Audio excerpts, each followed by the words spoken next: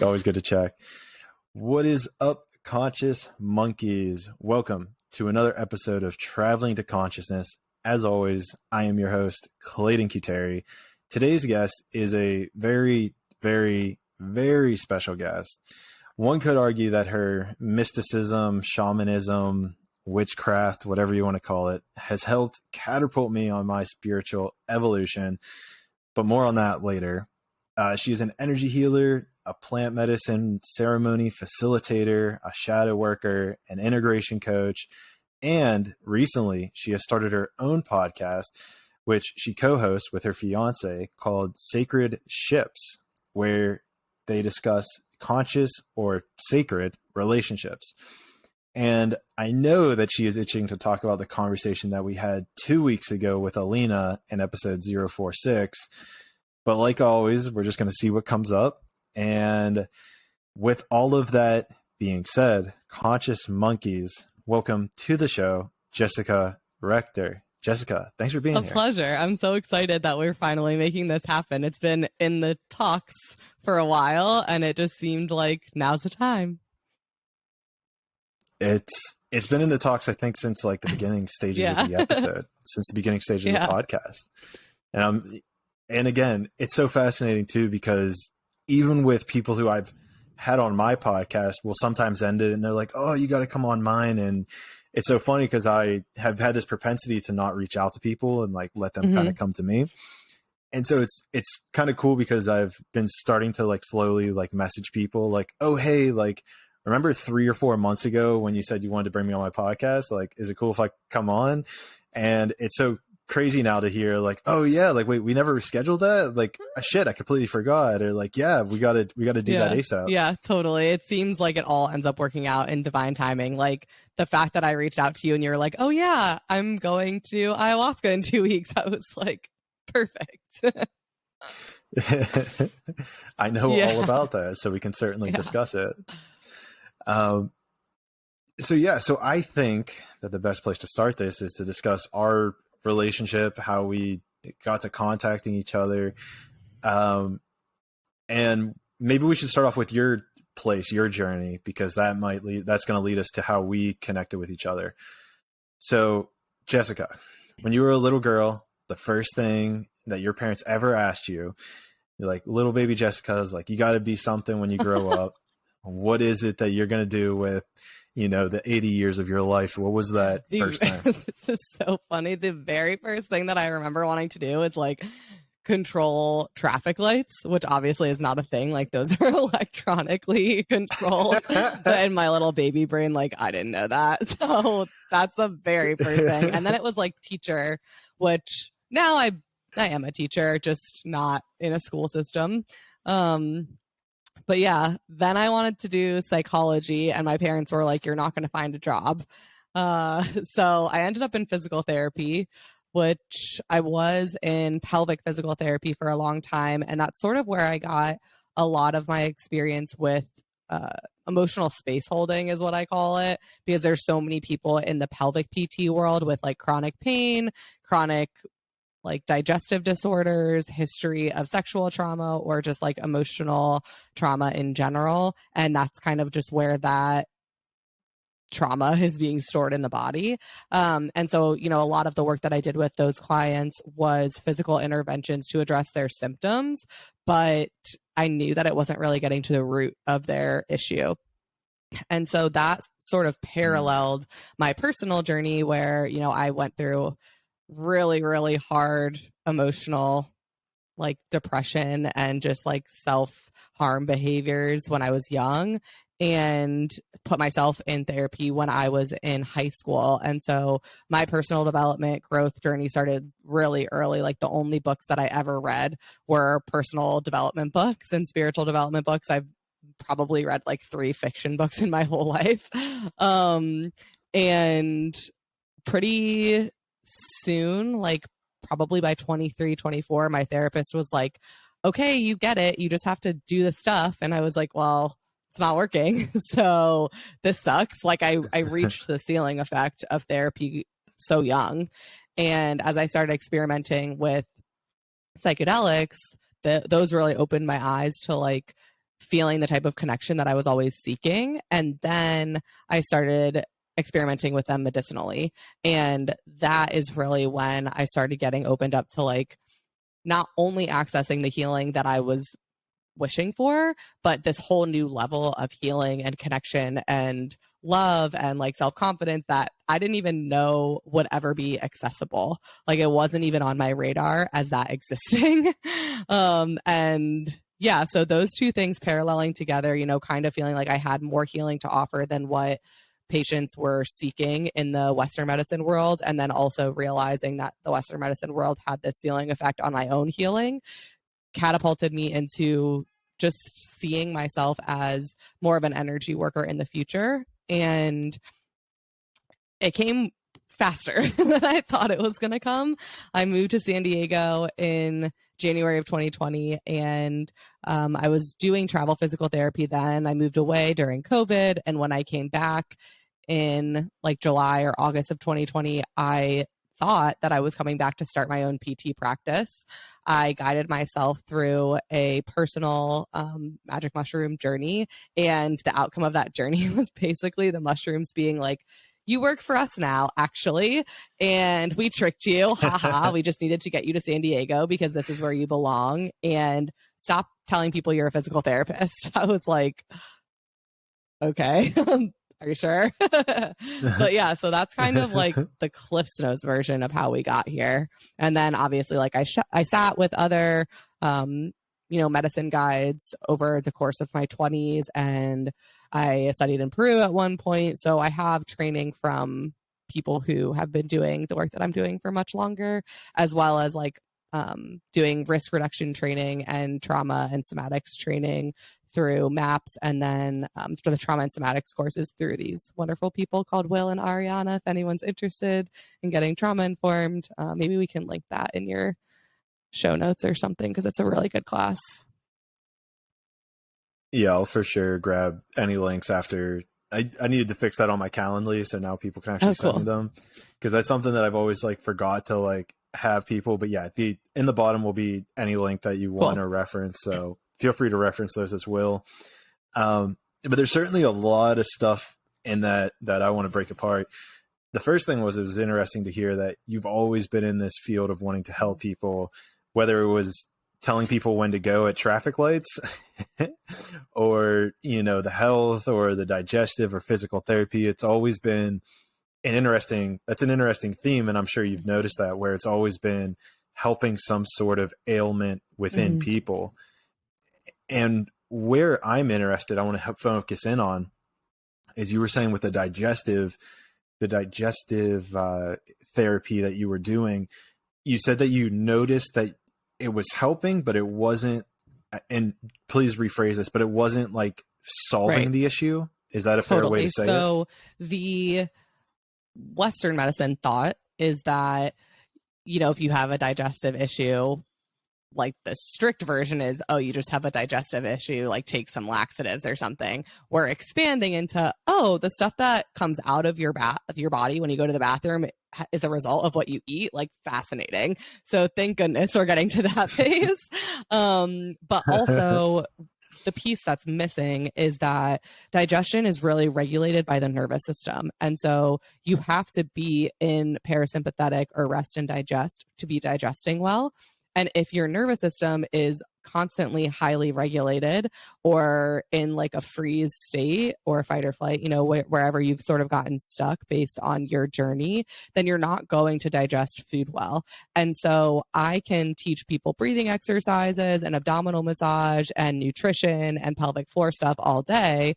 But if they're not shifting their awareness of their nervous system and potentially even going into the original traumas or experiences that have caused their nervous system to be so chronically dysregulated, then it's just not going to have like a lasting effect. We're more helping people solve symptoms in the day-to-day, which does help and does help people feel better. And honestly, pelvic PT is an amazing intervention, so people should try it if they have any of those issues.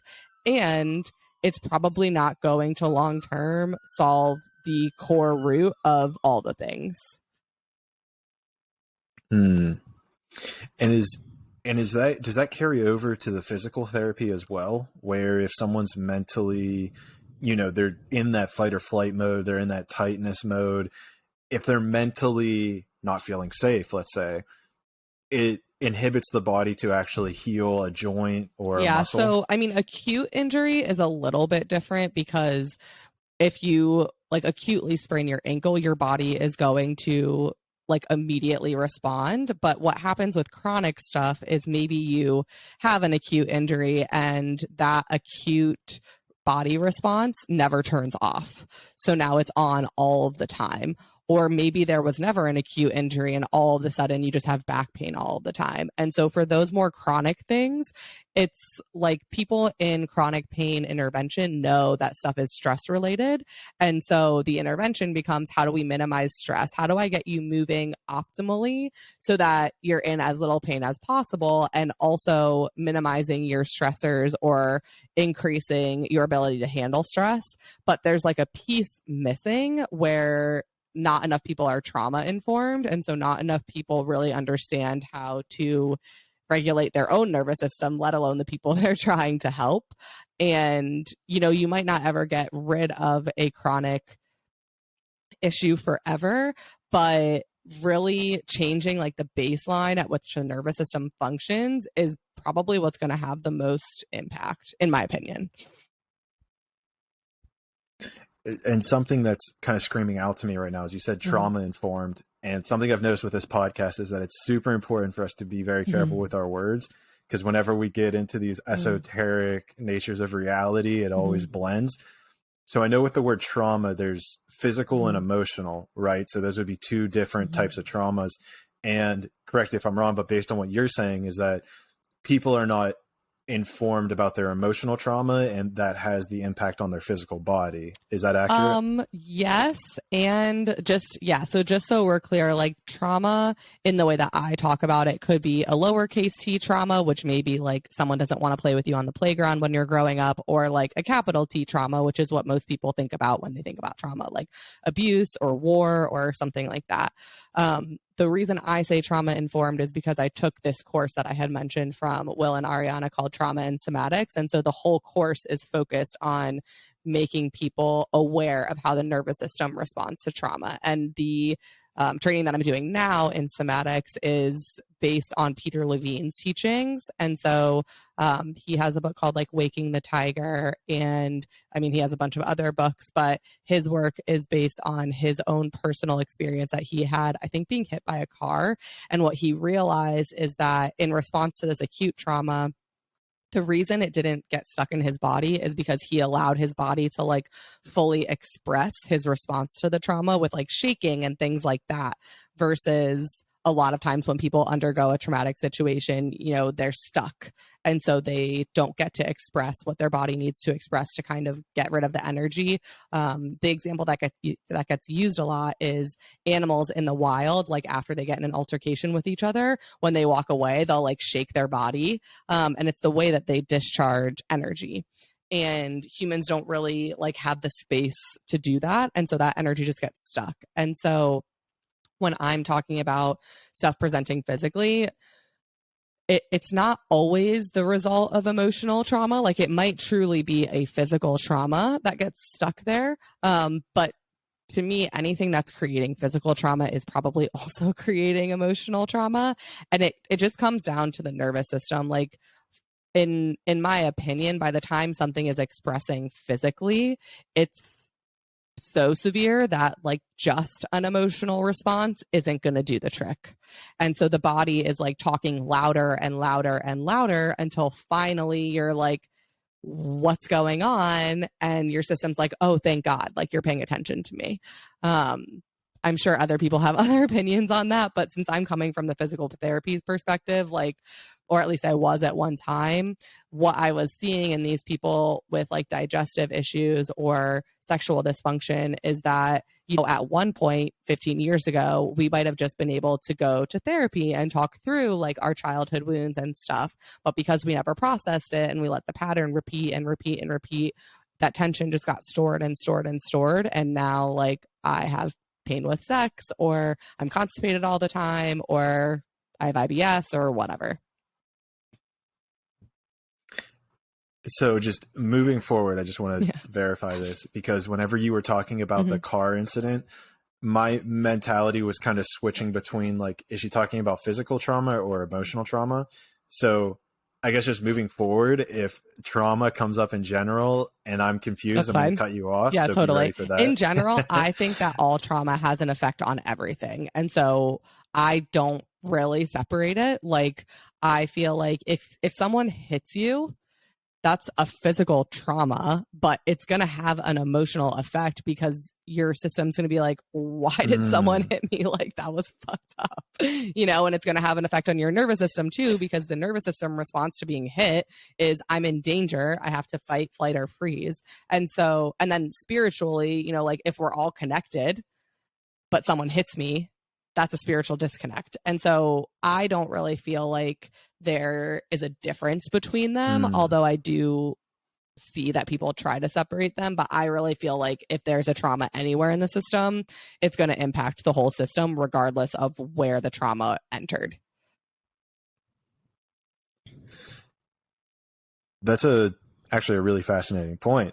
And let's sit on this for a bit, because if you expand this out even further, right? If someone punches you, there's a reason, let's say, that they punched you, right? Like but deeper than that, there's this, let me try to think of how to articulate this, because I don't want to, because I know this very quickly dives into victim blaming, but there's something that you were doing that perpetuated this action for someone to punch you, right? Like whether like some sort of like, I'm trying to tie this almost into the law of attraction, right? But there was like an energetic signal that you were sending out, whether it was verbally or energetically, that attracted this punch towards you. Now, like you're saying, this could be like an emotional trauma that you've experienced that now puts you in this heightened state of attracting people to punch you in a sense. But so this is kind of where I'm seeing this connection between emotional and physical trauma. So we need to definitely like toe the line carefully here, because I'm going to use examples instead of trying to like explain with facts. So if we take like a family, trigger warning here, that is maybe like in this environment of domestic violence, a child in that family is not doing anything to call that into their life. They have no option, because if they run away, they're going to die anyway, because they're going to be by themselves. Like, they need their parents to support them. And the horrible thing about domestic violence is that the person that they need support from is also the one potentially harming them. And if they're not harming them, then they're harming someone else in the house, and they are like emotionally and energetically absorbing that. So that child has not done anything to call that into their life. The flip side of this is that like the person creating the violence experienced it likely at some point. And so when we say there's something else contributing, it's like, it's not just that person harming someone, it's that that person was harmed. Like, hurt people. People that are healed and that are connected don't harm people like that, because they know that we're all one. So the only reason that's happening, not to make excuses for anything like that, but it's just fact that those people that act in that way have been harmed themselves, whether it was physically, emotionally, or neglect, whatever. Now we take the partner of that person. Okay, that partner of that person maybe grew up in a house of domestic violence, so that environment feels familiar to them. And even though they know it's wrong, there's something that feels familiar. And so that's sort of where the attraction comes in. It's like, that person doesn't want to be there. They're not asking to be harmed. And yet, when our nervous system experiences trauma, we tend to attract more traumatic situations until we heal it, because it feels familiar. And so I always tell people, be careful when you start dating someone and you say something like, oh, they feel like home.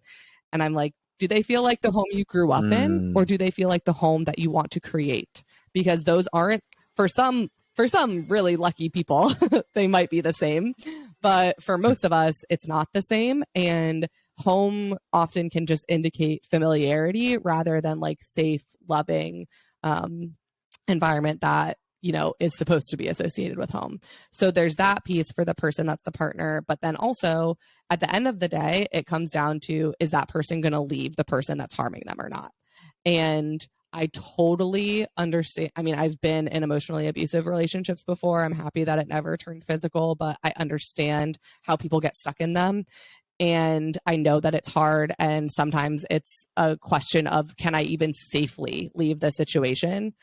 And at the end of the day, the only way that that's going to stop is if that person chooses to leave, because the person creating the harm doesn't have the capacity to leave. And so that's sort of where it's like, I always tell people we're doing the best we can with what we have. And when you know better, you can do better. And so the lack of choice, unfortunately, is a choice, but we might not have the consciousness to know that. And so when we're receiving like abuse or violence, or maybe things that are even less severe, you know, maybe someone's just saying negative stuff around us behind our back, we might not actively be attracting that. But what we're not doing is actively attracting something else. And that's when that stuff gets to come in. So there is sort of like this law of attraction thing going on. But the important piece is really learning how to leave situations that aren't serving you so that you can call in things that are. Because situations that don't serve us are, you know, the term energy vampire gets used a lot, and sort of associated with narcissism, which I don't even really like that term. But when people are hurt and they need something else to make them feel worthy because they can't provide it for themselves, they're going to attach to anything that they can. And so if you're not actively pushing that stuff away and actively calling something else in, then you're going to attract that, even if it's by default, even if you don't want it, even if you know that it's not something that is good for you, because you're not actively doing the opposite.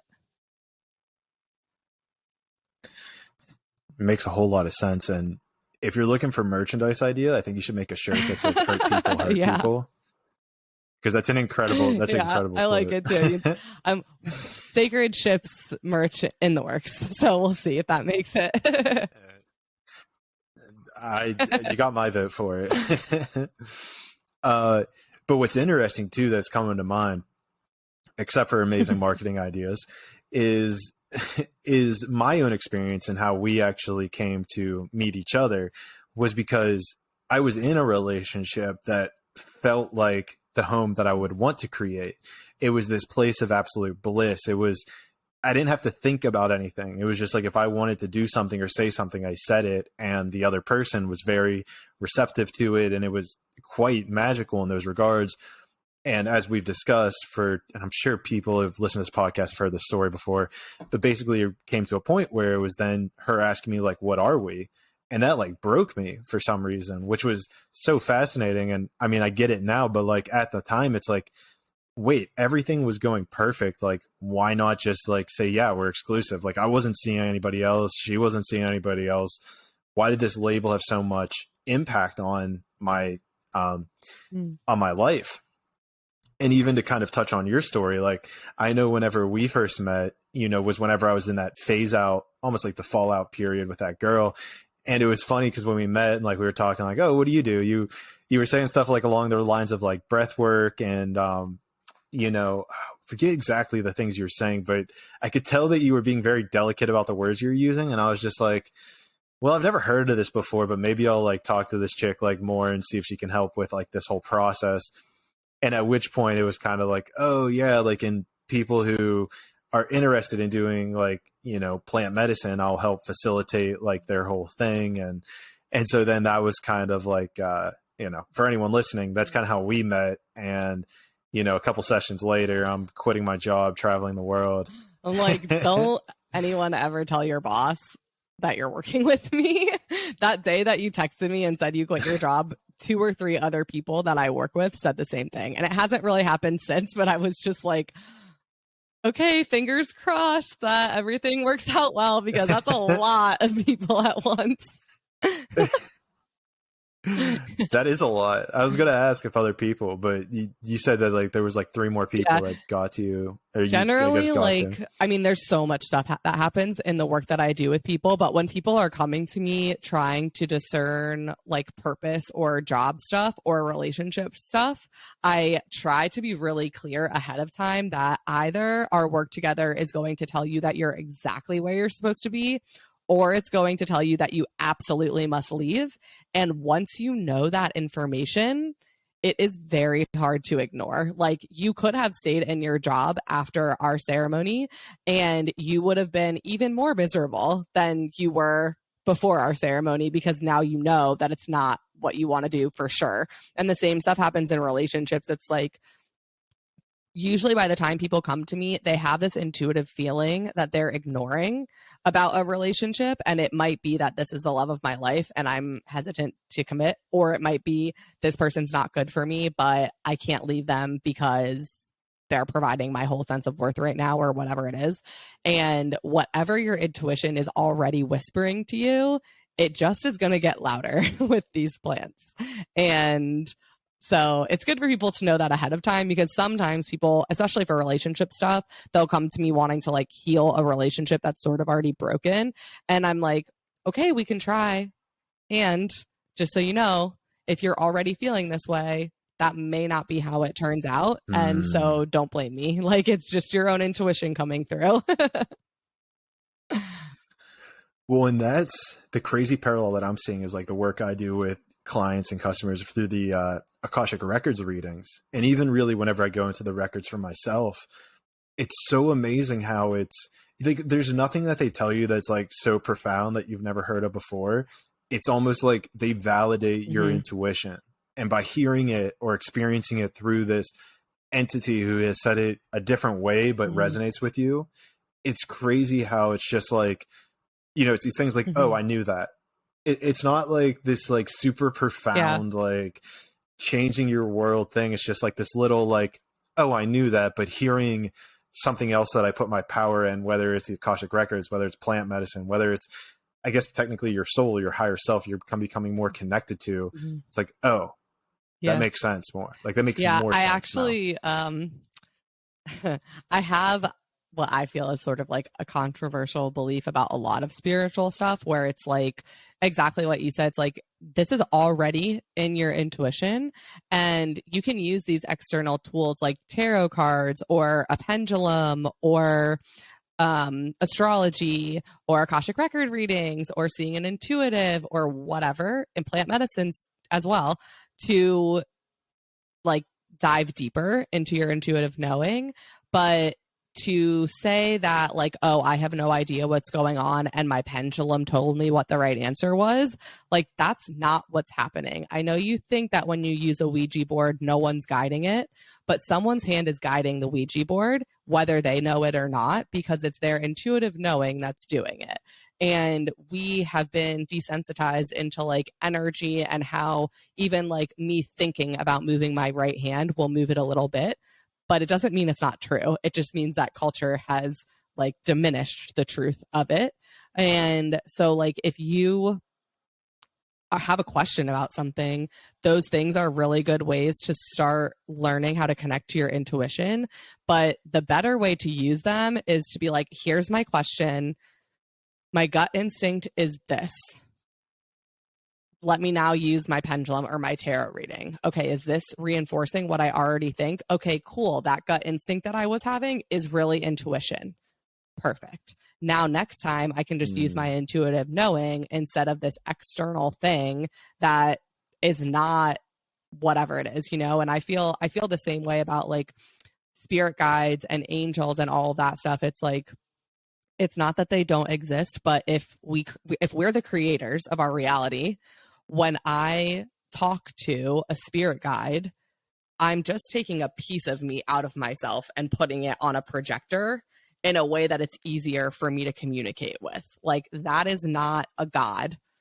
It's a piece of me, which is God, but it's just a different way for me to communicate with my intuition. And I'm not knocking them. Like, if that makes it easier for you to connect to your knowing, then totally do it. But part of my journey was feeling like, oh my gosh, I'm this guide, I'm this spiritual person. Like, why can't I connect? I've never met I've met like a couple spirit guides sort of, but like I've never seen their face. They don't come to me. Like, I communicate with Archangel St. Michael often, but other than that, not much. And people see like aliens in plant medicine space, and I'm like, I don't usually see those either, every once in a while. But then I started realizing it's because my intuitive sense is so strong that like I just know the answer immediately when I ask a question. I don't have to seek external sources. I'm like, what is point A to point B? And before the question even gets out of my brain, my gut is telling me.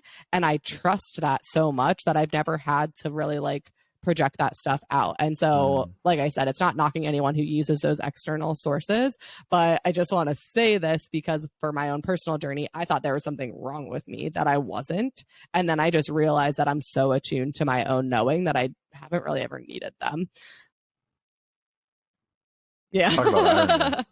Yeah. I do get Akashic record reading sometimes. And that's really like the one thing that I use. I have this amazing reader that, when I feel like I just need a pat on the back for where I am from something external, like I'll get a reading with her. So maybe I've had like 3 of them in the past year and a half or something. But it's exactly what you're saying. It's like, it's already stuff I know. It's just a little bit of reassurance so that I don't feel like there's insanity going on. Well, and I think that's like a very powerful way to look at it too, is that it is kind of just like this pat on the back. And, I really haven't gone into the records that much often for myself, even because it's like, there's weird because I'm starting to develop, and a lot of the work we did was like sacral solar plexus chakra, which is that knowing. And I think there's still some, maybe trust or discomfort there as well. But the point I'm trying to get at here is like, I really haven't even gone into the records that much myself because, I'll have that knowing, like, do I do this or that with the podcast? Do I do this? Do I need to do this? And it's weird because like, I'll get to this place of like, kind of like already knowing the answer.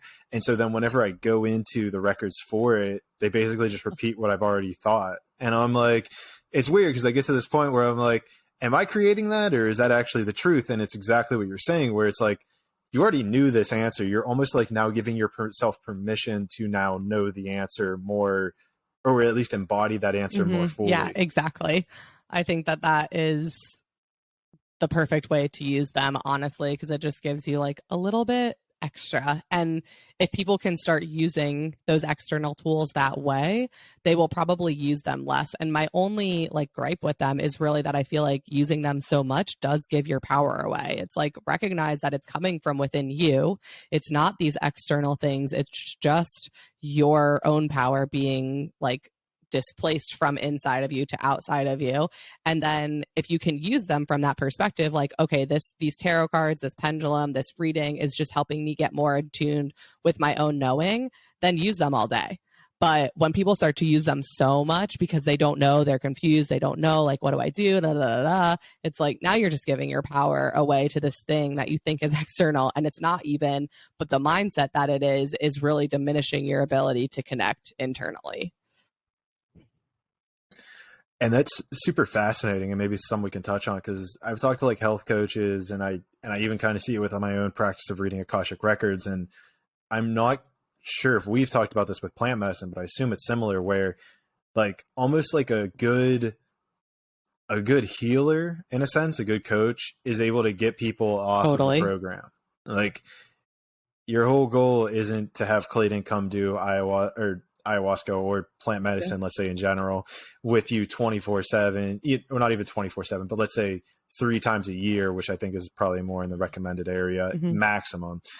Doing it 3 times a year with you for the next 10 years. It's like, at some level, it's like, okay, cool. Like, you get that safety sense from money, but at the end of the day, you're not actually helping him if, Clayton's done 100, plant medicine ceremonies with you. And like, I think I'm currently working to bridge the gap between somatics and nervous system work to plant medicine work, which I think will be amazing, because plant medicine work basically says like, go intensely into the thing and then you'll survive, and then you don't have to be afraid of it anymore. And it is a shock to the nervous system, no matter how you look at it. And it's incredibly healing.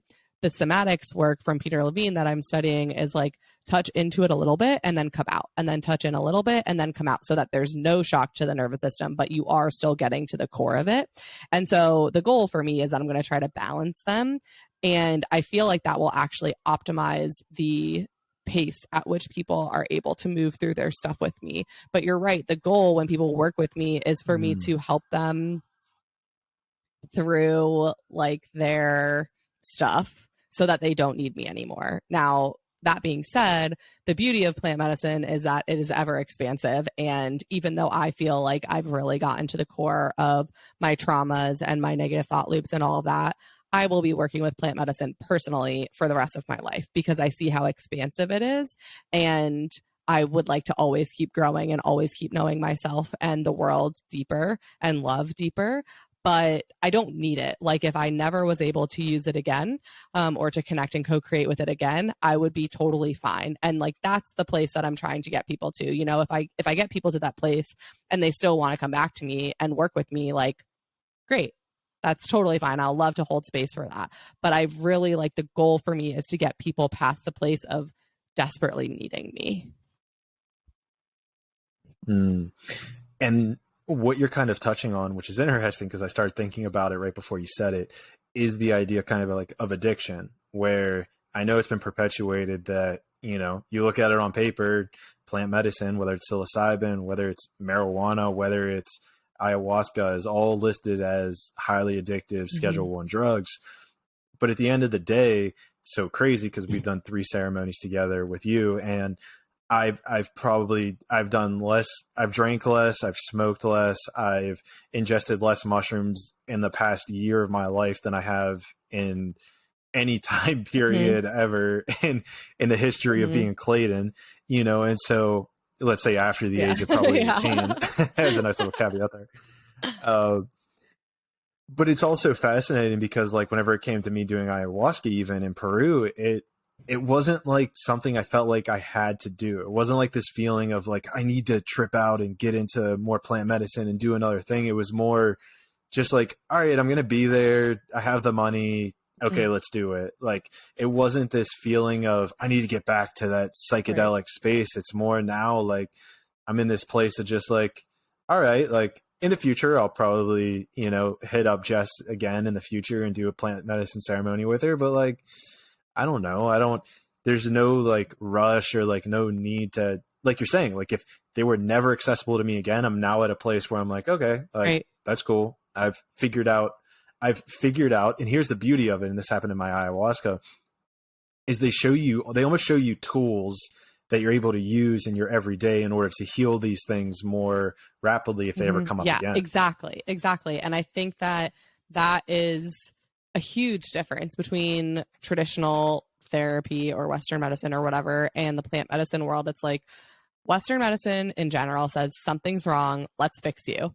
But also, let's not really fix you. Let's just give you this pill so that you think you're fixed and you owe us money for the rest of your life. But something's wrong, let's fix you. And that's the barrier with traditional therapy. Traditional therapy says something is wrong, let's fix you. And obviously, there are good therapists out there. I was in therapy forever, and it really helped me. And the mindset of it is something's wrong, let's fix you. Plant medicine says there's nothing wrong with you. You're perfect as you are. You've been through some shit. Let's release that so you can go on living your life, and you can always be expanding from now until the end of time. So it's like fixed mindset versus growth mindset. It's completely different. And on top of that, like the addiction thing with plant medicine and psychedelics is just so unfounded. It's like, I don't know if you guys have tasted ayahuasca, but it tastes like, sorry, grandmother, but she tastes like shit. Like, it does not taste good. And I'm always like, hey, ayahuasca, like, don't be mad at me for saying this about you, but you know that you don't taste good. Like, that's just the way that it is. Like, I'm not trying to drink that. Yeah, probably exactly. It's like a fail-safe mechanism. And it's like, one of the issues with the war on drugs is that it said all of these things are the same as heroin, don't do any of them. And then people start experiencing them and they're like, this is not heroin. This is actually kind of lit. And no one was teaching them how to do them safely. And so like, that's also one of my missions. There will be an online course out, hopefully in the next couple of months, that really teaches people how to prepare for a plant medicine ceremony and to integrate it well so that, you guys follow me on Instagram and TikTok so that you can stay up to date on that stuff. But that way, no matter, links below, no matter who you are sitting with, you can have adequate prep work, because not everyone who serves plant medicine does the type of education that I do. And there are a lot of people who do. And there are a lot of people who don't have the capacity to do that because they're serving a lot of people at once. I happen to serve mostly one-on-one ceremonies, maybe a few people at a time if those people have a connection with each other. And what that allows me to do is this intense education on like, what makes a plant medicine ceremony safe? Okay, we set an intention. We make sure you have the tools to regulate your nervous system, like breath work, maybe essential oils. Like I'm doing a lot more with people that teaches them skills on how to ground their nervous system. But then also we do it in a space where you feel safe. You do it with a person who you feel safe with. And I don't care if you are doing psychedelics by yourself or with other people, someone sober should always know that you are journeying. Period. So that if you need anything, someone can help you. And then you don't have to worry about so much because you know that someone has your back. That's the benefit of having a guide, is because then if you're journeying with me, my whole job the whole time is to make sure that you're safe. So you don't have to be worrying about that. It allows you to like really sink into the journey. Then we have the journey, and then you have the integration work. And not everyone does integration coaching. And some people who serve will be like, if you need anything, schedule a session with me. And what I found is that the people who ended up scheduling sessions with me did so much better than the people who didn't, that now I don't even offer it as an option. You have to work with me for prep work and post work, because what am I doing if I'm not ensuring that you're getting the most out of this work as possible? It's like, that just seems like I'm really just trying to make money off this ceremony. It's like, no, like I want to make sure that everything that you get in ceremony really sticks into this reality. And so like you're saying, those tools that the plants give you in ceremony for how to address this stuff as it comes up in the future, I help you make a practice of it. And I help you solidify those tools into like your foundational toolbox instead of stuffed in the back of your closet somewhere. So they're easily accessible to you, so that when stuff does come up in the future, inevitably, like you have them at your will. And that's like the other piece of that growth versus fixed mindset. It's like the fixed mindset says linear healing is healing, and plant medicine is more of like this cyclical healing, where it's like the idea that you would think that something that you've struggled with for your whole life is never going to come up again is silly. It's probably going to come up again when you're placed in a similar situation, or if you get really stressed, and that's okay. Don't freak out. It's just coming up again so that you can heal it deeper, so that the next time it comes up, it doesn't come up as intensely. And then the next time it comes up even less intensely. And it just is like showing you different ways to view the same situation so that you can be expanding, so that you can be healing more deeply, rather than, oh my gosh, this came up again. Like I thought I healed this. Now I'm having a mental breakdown because it came up again. Like that's the old way. This is the new way. And going off of that, I remember after our first, so I've never really messed with therapy. So, take this or leave this, what I'm about to say, so take it with a grain of salt. I did go and visit a therapist one time, and it was interesting because it was so comical. I told him, I forget what my intention was. But I went in basically like, hey, it was probably something relationship based. And I like laid it all out to him. And after I laid it all out, he basically was like, I think you're overthinking it. And in my head, I'm just like, yeah, no shit, I'm overthinking it. That's why I'm here. Like, I know I'm overthinking it. And I never went back to a therapist after that because of that. And that was probably maybe a year or two, maybe a year before we met. That'd be interesting to know the exact timeline. Probably about a year, let's say, hypothetically, before you met. And I remember whenever we did our session after the first ceremony, I think it was probably in the integration when I remember, I think I said this to you. I was like, that felt like 3 years of therapy all wrapped up into like a weekend, which was so crazy to experience. It was just so profound to be like, oh shit, like this thing that happened whenever I was 5, 8 years old, whatever it was, probably 8 to 10 years old. I don't really remember. Yeah. Not the point. The point is that it was still affecting me into the 26, 27-year-old Clayton. And I was like, holy shit. Like I thought this happened in the past, but it didn't. I mean, it did, but it's still happening to this day. Yeah. And, that is the thing that comes up in like study after study of this stuff and experience after experience. It's like, I grew up with an eating disorder. I was working with therapy for like probably 6 or 7 years, and it got it to be good enough. And I was still like, this is like, maybe the behaviors are gone, but the thought loops are still like intensely problematic. And probably like 19 years into my journey, I found ayahuasca and was like, I sat with her 3 times and my eating disorder was healed. And like, of course there are thoughts that come up here or there. Like if I get stressed, I'm like, I wish I like could do this or whatever. And immediately my brain's like, Jessica, that's silly. Don't think like that. So I'm able to like short circuit those thoughts way faster. I don't have any of the behaviors before. And it's like, I know that all of that therapy was helpful because when you just sit with plant medicine without doing any prep work, it's still effective. And the ceremonies are much more difficult than they have to be. And it doesn't mean that prep work has to be therapy. It could be personal growth work. It could be like you just being aware of healing processes. It could be you doing prep work with me or whatever, but some prep work definitely helps. And so I know that helped me get to the place I was, and she healed it in 3 sessions. Like, that's crazy. She like took this piece of me that I had to stain for forever, gave it to me as actually a strength and a way that my body communicates with me when something's wrong. Like when those thoughts come up, I'm like, now my perspective is, oh, something's wrong in my environment. Like, what's the thing that I need to shift? Because this is just my body telling me something feels amiss. And also like showed me how intelligent my system was for wanting to purge things out of my system that wasn't mine. Now I have other ways to purge things like exercise and running and breath work and stuff like that, But the intention of trying to get this energy out of my body that wasn't mine was still correct, and for that medicine to be able to do that so rapidly for something that I was dealing with forever, not to mention the other ways that it helped me heal other traumas, is just like it's experiential, and it puts the knowing and the healing in your body instead of your mind. And therapy is never going to be able to do that. Talk therapy just isn't. EMDR is pretty close.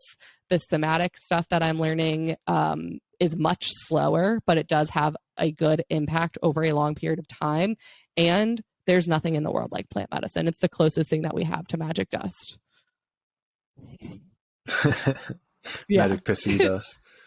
Yeah, I think an important thing to touch on here, and you're bringing it up loosely, but let's bring it into the light, which is intention setting. And this is something, whether it's plant medicine, I mean, whether it's healing modalities specifically is probably the most quote unquote powerful, but no matter what you're doing, like I was even setting an intention. I burned some sage and set the intention before you jumped on this call that it's like, all right, our goal is to help the most people possible. I welcome in any of, Jess's spirit guides, my spirit guides to guide us through this conversation, and it's just doing that with everything, anything from brushing your teeth to taking a shower to eating food to recording a podcast. I've realized like that intention, right? Otherwise you become like this mindless, you revert back almost to your programs from whatever it was, like whatever your program is with regard to podcasting or traumas, let's say in your past where you're not consciously aware of it. You set this intention of why am I doing this? And to expand that onto plant medicine, whether it's shrooms or let's say LSD, let's say Molly or marijuana. It's like, what is your intention going into this act? I think there's probably 99% of the time this subconscious intention to have fun, to connect with, the social group, to be social, to, do those things. And whenever that's your intention, that's what you get out of it. And it becomes like this party drug. But if you actually just flip that on its head of what's the intention of you using or doing this thing, it completely changes the outcome and the environment that you get with the drug. And I know this with psilocybin specifically, like almost after our 3 ceremonies together, I almost like can't use it as like a party drug anymore. like anytime I use it now, I start like getting on this introspective like journey of like, now I haven't really tried shifting my intention when taking it for recreational uses, but I don't know. I found that to be also a really interesting and fascinating point that is super important for people to be aware of whenever doing anything at all. Love, first of all, that you did all of the intention going into this podcast. That is amazing. And you're right. It's like setting intentions for everything is going to optimize your experience. And it doesn't mean you have to be setting intentions 100% of the time, all day, every day. But if you start setting them more and more for dates, for conversations, for your sleep, like setting intentions for my sleep really has impacted my ability to sleep and the quality of my sleep, because that's something I've struggled with for a long time. And then when you go into plant medicine use, it's like working with the medicines as medicine totally shifted the way that I was working with them recreationally. It's like I, first of all, don't connect with them nearly as much. And when I do connect with medicines for recreational use, I set the intention of connecting with myself and those around me deeper. And it's usually at a music festival. So then I say like appreciation of art and just like the connection that brings us. And what that does is it sort of minimizes the likelihood of having a bad trip, because you've set the intention of doing something for fun and for connection. And what happens when people have a bad trip, for those of you listening that, I don't even know if there's any of them listening to this podcast that feel this way, but if you are, something that people come to me with a lot is, well, what if I have a bad trip? And it's really important to understand what contributes to a bad trip. Bad trips happen when you are taking medication that does not go well with the substance that you're taking. So no antidepressant should be used with plant medicines, and definitely not MDMA. There's some stuff coming out that's sort of questioning their interactions with psilocybin, but it's not solid yet. So still be mindful of that. But like MDMA, definitely not. If you have any history of serious personality disorders like schizophrenia, bipolar, multiple personality disorder, or dissociative disorders, you likely shouldn't be using this stuff. And then the last thing is, those sort of take out like, this is unsafe. So once you've cleared yourself for safety, then you can say, okay, this is a bad trip or a good trip. And the bad trips really only happen when you're doing a substance that you're not 100% sure of what it is. You're with people that make you feel uncomfortable in sober space. And so you take a substance to make you feel less anxious, and that doesn't work with these medicines. With alcohol, maybe, but with these medicines, they generally intensify the emotions that you're already feeling. And you take it in an environment where you don't feel safe. And so those things are just going to bring things to the surface that you're already feeling that are negative and intensify them. And so if you can take it with intention, with people that you feel safe with, in a space that you feel safe with, now it's not going to be a bad trip. And if you've set the intention for healing and you know that plant medicines bring to the surface the thing that's most optimal for your growth, then when something comes up that's difficult to process, you can have the mindset of, okay, this is coming up for my benefit. Like, how do I just allow this to release instead of fighting it? When you fight a monster, it fights back. When you brew it a cup of tea and ask it what it has to teach you, it will give you a hug at the end. So that's sort of like the trick around all of that stuff. But all of that education that I just went through about intention and setting, it's like the drug war totally wiped that, And it's like, if we can just teach people the benefit of intention and for curating the space and the experience, that stuff gets severely minimized, if even at all present. Yeah. It's pretty. Yeah. No, it's so true. And I mean, even thinking about, where am I trying to go with this?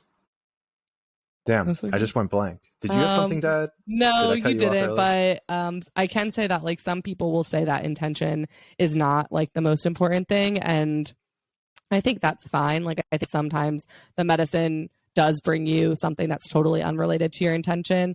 But I think that has more of a say about how they've been able to access like intentional living, because when I ask for an intention, I generally get it. And it's not to say like, oh, I get this thing that I asked for, like I'm better. It's just that I live my life intentionally, you know? And so when it's a practice of intentional living, then plant medicine is just another way to express that. If you don't live intentionally, if you don't pray over your food, or, you know, it doesn't have to be a prayer to God, it can just be a gratitude and asking your body to digest it in a certain way.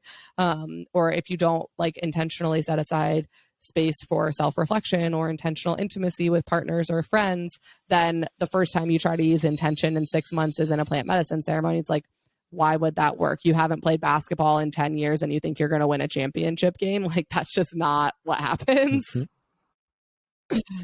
Yeah. That's so funny. Yeah. And it's interesting too, because I think the other thing that was coming up, you were talking about how, this touches on free will, because you were talking about how these things will start coming up into your life and you like will notice it again. Like I think you were saying with your eating disorder, like you'll notice those emotions come up again. And I personally think that this might be the key that proves like free will. It's like you have those emotions coming up. The plants basically said, hey, this is that emotion. This is what the emotion, the energy of this emotion is carrying with it. Now you have your free will, whether you choose to dive into this or to circumvent it and go a different direction. I love that. It's like, you know, I mentioned this earlier, but everything's a choice, and the lack of a choice is still a choice. It's just the choice that gets expressed from the place of powerlessness. It's like people, you know, I talk about this in like my family dynamic a lot. Like now they're starting to get it, but for a while, my family of origin, I think, just kind of thought like, oh, Jesse's like the happy one, and that's nice that she just gets to like, you know, gallivant all over the country and have friends and do fun things, you know. Meanwhile, they're all struggling with like their own stuff. And I really like was adamant that no, like I've been through some really hard stuff and I chose to not perseverate on it. I chose to do the work to release it. And it's not like, I mean, the plant medicine stuff does allow you to just sit in ceremony and release stuff to an intense amount so that it's not so present all the time. But every single day, I choose to engage in thoughts that bring me joy and in actions that bring more love into the world. And I could easily choose to look in the mirror and be like, gross. You know, it doesn't matter what I look like in the physical form. I could choose to have that thought and allow it to take route, because there are plenty of neural pathways in my brain that allow me to go down that road quite easily, but I don't. I choose every single day, all the time, to not engage in that way, just like I choose every single day, all the time, to not react to people that do things that are rude, you know, like I don't play into that pendulum either. If someone does something that hurts me, I certainly verbalize it to them and express my vulnerability so that they can understand how to love me better. But like, if someone cuts me off on a highway, I choose to say, that person probably has like a really important place to be. Thank you for keeping me safe, instead of being so angry that now I'm cutting people off. And now when I get to the place I'm going, I'm being rude to those people. It's like, you don't have to choose that. You're choosing it. And that's so important, right? Is that, you know, this is the whole dichotomy of like, I think it's a Stoic principle where it's like, you're not in control of what happens to you. You're only in control of how you react to those things. And it's feeding into exactly what you're saying, which completely changes the world around you too. It's like, it's almost this weird catch-22 with that saying as well, where it's like, yeah, you don't, it's almost like you don't control what occurs to you, but you do at the same time based on your reaction. Like your reaction dictates the next action that's going to occur to you. It's almost like if you're a good person, go ahead. Well, so I was just going to say two things. One of them is like, I do want to be mindful of people that are like still intensely in their trauma. You know, like if your nervous system is highly sensitized, you are in a state where you don't necessarily have the choice to not respond in certain ways, but you do have the choice to work on the tools that will help you to respond differently. And so if you feel like you don't have control over anything in your life, go to therapy or read some books or listen to some podcasts, or do group work, or do breath work, or do a consistent yoga practice, or do plant medicine. Like there are so many avenues to get into your system to make you feel like you start having a choice. So sitting in the place where you don't have a choice is the choice that you're making. You may not have the ability to choose to respond differently yet, but you're choosing to not learn the things that could help you do that. So I just want to be clear about that, because there is like sort of a threshold to reach where you do start having choices of how to respond, but you have to make the choice to like get there first. And then the other thing I wanted to say is there's this amazing book called Reality Transurfing. Have I ever talked to you about this book before? I'm going to send you the audiobook. So. The actual book is like this thick. I've never read it. Zach has read it, but when I've had all my sleeping problems, I like listen to the audiobook on repeat. So I've probably read through the book like at least 50 times. But one of the concepts of it is it's basically like timeline jumping, but explained from a different perspective than like manifesting or quantum leaping. It's like this Vladimir, I can't remember his last name, but anyway, it's like his own description of that. And the idea is that every single option of every experience exists. And the option where like I live on a timeline where I serve one plant medicine instead of the ones that I do is closer to me than the option where I'm a serial killer. But like all of those options exist. That's kind of the idea. And so something that they talk about in this timeline shift is that, you know, that term or like that cliche that bad things happen in threes and so do good things. So their idea of this is that bad things don't just happen in threes. Bad things happen in threes because when someone cuts me off on a highway, I allow it to negatively impact me. And then I'm so flustered that I'm carrying that negative energy. So when I walk into the store, someone like runs into me with their shopping cart. And then when I'm walking out with my groceries, I drop all of my groceries. But it's not because bad things happen in threes. It's because I've allowed that negative energy to shift me to a lower timeline and carried the lower energy there, which shifts me to a lower timeline. And so it just keeps happening until you choose to stop. But on the flip side, good things can happen that way as well. So when something good happens to you, don't just like let it fly by, really sit in the gratitude of it and like start appreciating little things, like even things that seem run of the mill, like, wow, look at these organic eggs that I get to eat for breakfast. Like, what a good day. Even if I eat organic eggs every single day for breakfast, it doesn't matter. Express the gratitude, because the more you vibrate at gratitude, the more you call in things that are worth being grateful for. But it works the same way. Well, you align yourself. Yeah, you align yourself with that energy. And that's actually a really fascinating, let me think here what I'm trying to say here. Idea, because I know in the Bible, Jesus says, like, those who have nothing, all shall be taken, and those who have some, all shall be given. And it's the same exact thing. You know, it's highlighting this exponential ramp either upwards or downwards based on your vibrational standing. And it's crazy how just that minor shift can increase it, right? Because even think about this from just like a logical point of view. If I'm operating from a place of gratitude, appreciation that you're here, that the audience is listening, that everything is going in that upward direction, people will feel that vibration just by listening to this. Therefore, they're more inclined to leave a review or share this with a friend, which then expands on the size of the podcast. And it just projects outward from that region because I'm feeling good. And the contrary happens. If I feel like shit and I'm making a terrible podcast and I'm not being grateful for my audience and I'm not being grateful for Jess's time, then it has that exact opposite ramification. People start listening less. It starts taking away from what you have. And it's really fascinating that first of all, I need to see this book because it sounds right up my alley.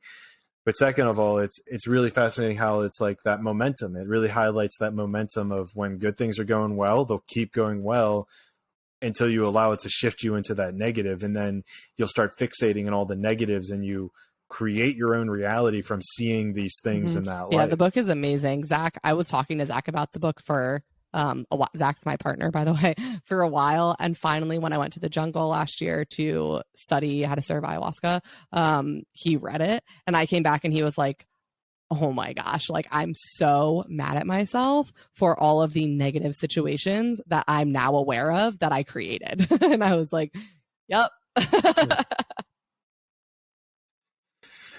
It's so funny. It's reminding me of how we're like, it's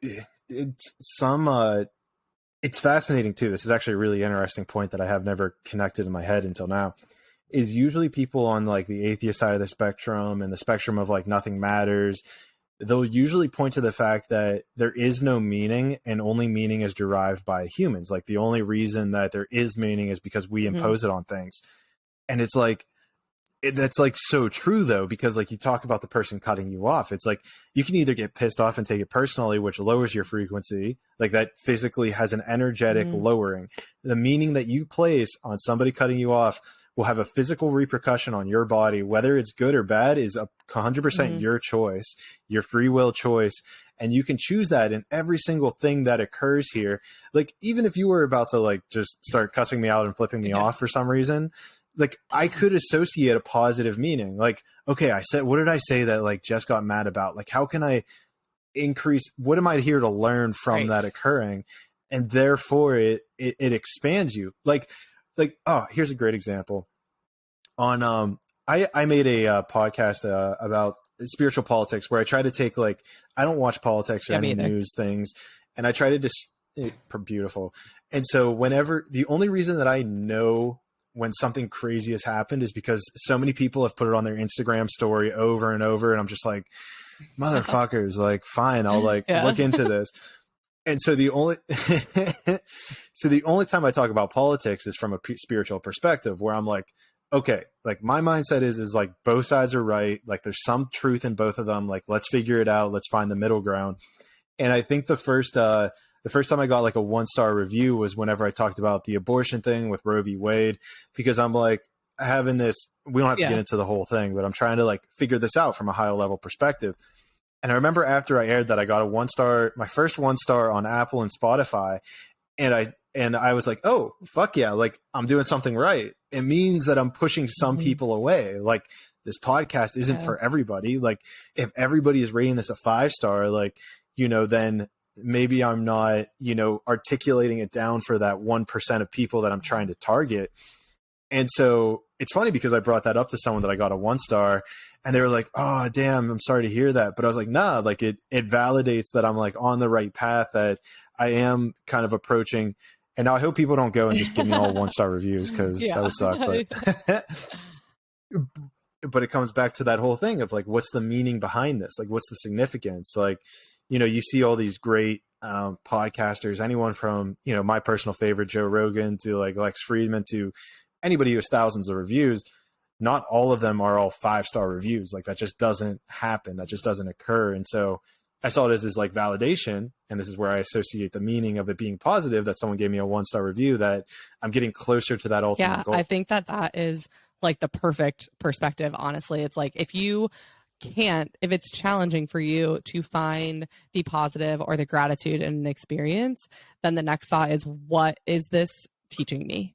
And then I guess if your goal isn't expansion and growth, then that's not a helpful tool. But in my perspective, like the goal is expansion and growth. And so if something really negative happens, it's like, what is this teaching me? And then that class is the positive, because now if I can really learn it, if I can really internalize it, then I don't have to learn it over and over in such an intense way. I can just have reminders of it later, you know? And the other thing about like negative stars or negative reviews, it's like, if everyone likes you, you are probably not being authentic, because not everyone likes the same thing. It just is the way that it is. And like,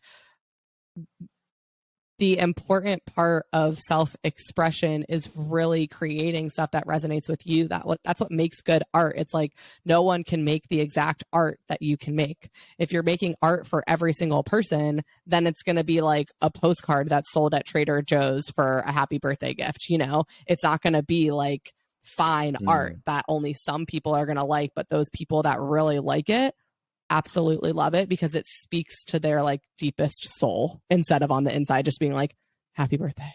You know?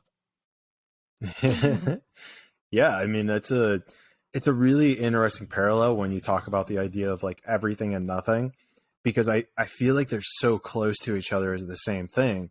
Because even like what you're saying is like if your goal is to serve everyone, you're serving nobody. And so, to take on everything that is in the human existence of everything is almost paralyzing in a sense, where if you were to know, like honestly, like everyone says that we have like we only use like 10% of our brain or something like that, 30%. And it's almost part of me thinks that there's like this like governor, like from a car, like there's a governor in our brain that whether it's spiritually linked, whether it's physically linked, I don't know, but it's almost to limit the insane capability that we have to take on everything. Because if we were to be able to, I mean, look at it just from the light spectrum, we can look at it just as small, narrow minded as the light spectrum, right? Like we can only see like a fraction of it, like less than 1% of it, which is like the red, green, blue, yellow. It's like, try to imagine if we were seeing everything from every single photon of light to the radio signals that are in our skies, to the Wi-Fi signals, to the phone signals. Like if I was actually able to visually see like a phone signal come into my phone, like it would be so overwhelming that it'd be so paralyzing that you would be able to do nothing with it. And so this is kind of where I come back to go full circle, where everything and nothing are very similar in the sense. Yeah. Oh my God. Like thinking about being able to see radio waves, I'm like, I can't even look at like a gray sky sometimes because it's too bright for my eyes. Never mind being able to see like the microwaves coming out when I'm heating up food. But yeah, have you ever, I forget where this comes from, but there's like a concept that fear and love are not on a line. It's not like fear is on this side and love is on this side. It's like it's actually a circle and they're the closest things to each other. And I use this concept actually a lot in my plant medicine work because for me, because I do shadow work with people, which for those of you that don't know, it's like really going into the deepest part of your subconscious, the thing that's most fearful for you to share, to go into, that's where we go so that you don't have to be afraid of it anymore. And so for me on this circle of like darkness and light, it's like the darkest depths is actually closest to the light. And in order to really get to like your next level of existence, the only way to get there is to go into the thing that's blocking you from getting there. But as you go into it, you will start to see the light shining through like the cracks in the cave, and then you can follow them to the next thing. So it's kind of similar. It's like these things that we think are opposite are actually not. Yo, I love this. I love this because we're actually going to dive into some spiritual politics right here, because I see the same exact thing with the political spectrum, right? We mentally think that, okay, the left is on the left, the right is on the right. It's a line.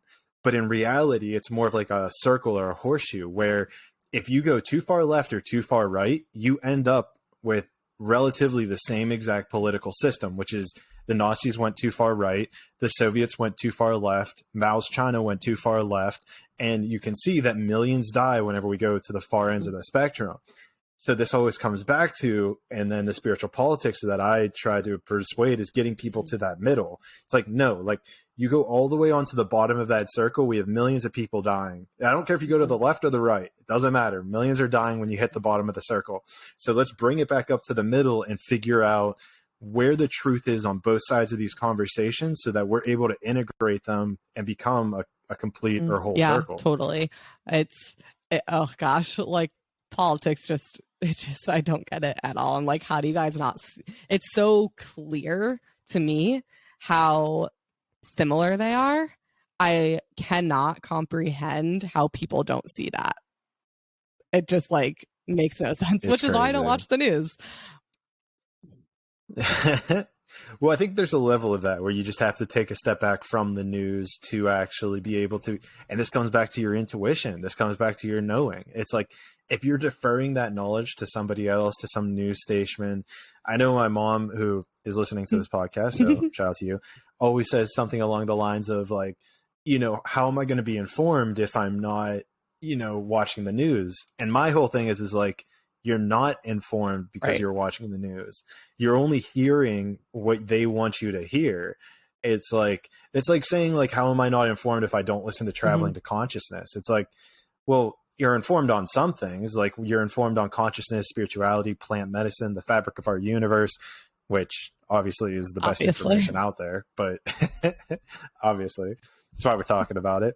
But like, if you want to be informed on war, terrorism, and whatnot, like, yeah, you can find that on quote unquote news, which is such a hilarious pivot of the word news. It's like, for the word news, it means like, you know, what's the newest thing, right? But yet it's like, nope, here's just the next cycle of fear, doubt. Let's get mad at these politicians. Let's get mad at those politicians, and you know, perpetuate that. Yeah, and that from machine. that perspective of what we were talking about before, with like the energy that you hold is what creates the new thing. It's like, if we want war to stop watching the news. Just stop watching the news. It will work. The reason that it keeps coming up is because people believe that there has to always be conflict, because there has always been conflict. And by no means am I saying to just like be naive about stuff that's going on in other places, but stop engaging in the story that like different countries have to create this narrative. Like, there are alternative ways. The way to stop violence is not more violence, obviously. The way to stop violence is love. Like, when Putin invaded Ukraine, in the circle that I was at, we paused and I was so grateful that this person brought in this reflection, but she was like, we should be doing loving kindness meditations for everyone, but especially for Putin. It should not just be going to Ukraine, because he is the hurt person that's hurting people right now. So if you are only loving the victim, and please don't misunderstand me, like, obviously we should be sending love and support to all victims of all crimes. But the victims are not the one causing the hurt. So until they experience this trauma, they were arguably less hurt. The people that are perpetuating the traumas are the ones that really need our love and support. And like, it's going to be coming from a distance. You know, it's not like we can walk into their office and be like, hey, Putin, I have a hug for you. Like, what's up? But just the intention of sending our energy in that direction, like, at least from the perspective of how I view energy working, like, it has some impact. There's so much truth within this. Starting off with like the news, which is interesting dynamic, because I always had this inclination of like, you know, I haven't watched the news in like 4 years, and I've never experienced more peace in my entire life. Like, there is no war, there is no terrorism. I don't see it. It doesn't exist. There is nobody running around killing people because I don't see it. And therefore it's interesting. So it creates my perception of, oh, we live in a beautiful world. The world is beautiful. That's the natural state of things. And then it gets into what you're talking about, where and I've been confronted with this, where people are like, well, then it's almost like putting your head in the sand because they're still occurring, because just because you're not paying attention to it doesn't mean there's bad things in this world. And it's interesting, because I'm not trying to say that there aren't bad things in this world by saying that. I'm just saying that my energetic vibration is no longer aligned with those lower energies, and therefore I am propagating more, like you're saying, love, peace, prosperity across the world, because I am not putting something into my brain. I'm not programming myself to visually see war, conflict, abuse, and terrible things. I know they exist. I just choose not to look at them, because I know that because I am this all-powerful being and creator, and by being subjected to more lower vibrational frequencies, that's not going to help me. It's not going to help people. It's not going to help people on my podcast. It's not going to help you. Like, nobody benefits from it. And it was interesting. Go ahead. Oh, I was just going to say, like, there are different perspectives on how to create change, right? And I totally understand that some people feel like the best change comes from big, drastic movements. And that has had some impact in history, so I'm not going to argue that. But I really, deep in my core, believe that the best impact comes from people creating ripples. So it comes from me not getting mad at the person who cut me off and flipping them off. It comes from me letting them in to get where they need to go. It comes from me treating you with kindness, no matter how you're treating me, because you can't. The guest on our podcast last week, Christina Stair, she said, you can't argue with the frequency of love. And it's true. Like, you can yell at me all day about how I should perceive politics or which side of the thing I should be on or how I should be supporting or not supporting something. And it doesn't matter because I don't agree with you. I don't think that I have to pick a side. I think that I should be standing in the middle, sending love out to both sides and teaching people how to love people just simply by the way I'm teaching them. You know, like the quote that comes up for me from Jesus all the time is, they will know you by your fruits. I do not have to convince you of that my mindset is right. You will know that my mindset is correct because when you walk away from interacting with me, you will feel better. Period. I love that. The next, and I love that you bring up the ripples as well, because this is actually, you know, I know we've talked about this a lot, and I'm sure it's come up on the podcast, is that once you start aligning yourself with a higher frequency vibration, it raises the frequency of people around you. Whether it's people who are looking for growth, they'll track to it, or some people in your circle might not be looking for growth, so it'll push them away. But where this gets interesting is, and I may have touched on this whenever the war started, but a really powerful introspection I've always done with myself is like, you know, how did I create this thing to occur? And this war was like the biggest thing that I've ever thought this idea of. It was like, okay, what did Clayton Cuteri do in his life that created Russia to go to war with Ukraine, right? Now, the average person might be like, dude, Clayton, you're insane. Like, you didn't do anything, right? Well, where this gets interesting is that in one of our healing sessions, there was the breathwork one. I'm not sure if you remember, but my whole revelation was along the line of my scarcity mentality with food. I remember. Where, you remember that? And where visualizing a bowl half full of like eggs and bacon, like sent me into anxiety. Like, it would make me anxious that there wouldn't be enough. And it was crazy because then I realized this as I was thinking about the war in Russia, where, and I don't know exactly what's going on, so you feel free to correct me if you know more. But I assume that Ukraine has something that Putin wants, whether it's land, whether it's minerals, whether it's gas, whether it's a seaport. I have no freaking idea, but I assume that there's something that Ukraine has that Putin wants. So in the spirit of the fact that everything is abundance and there's infinite stuff, Putin has to be acting out of a mindset of scarcity and fear that they're not going to have enough, that Russia's going to fall, that something. And it made me realize, holy shit, I had this same feeling around food.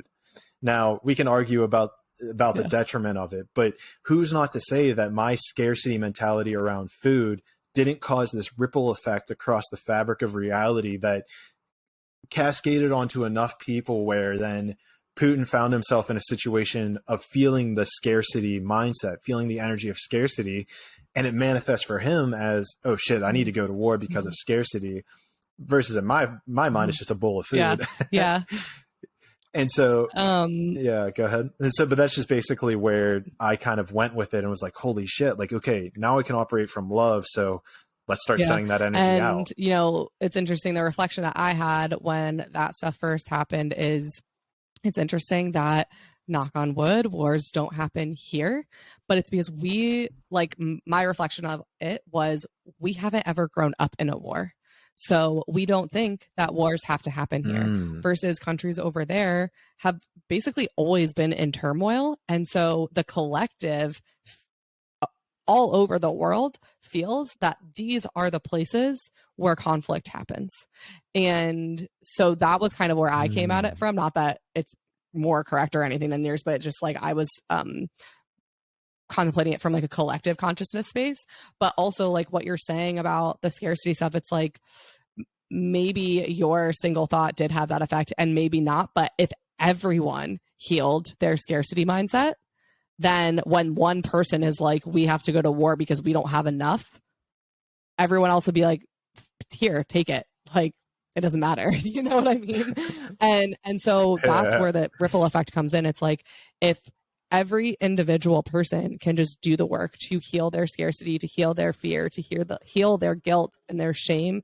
And we start functioning from like safety and creation and power and love, like that has an impact on everyone else. You know, the easiest way to see ripple effect to me is in your family of origin.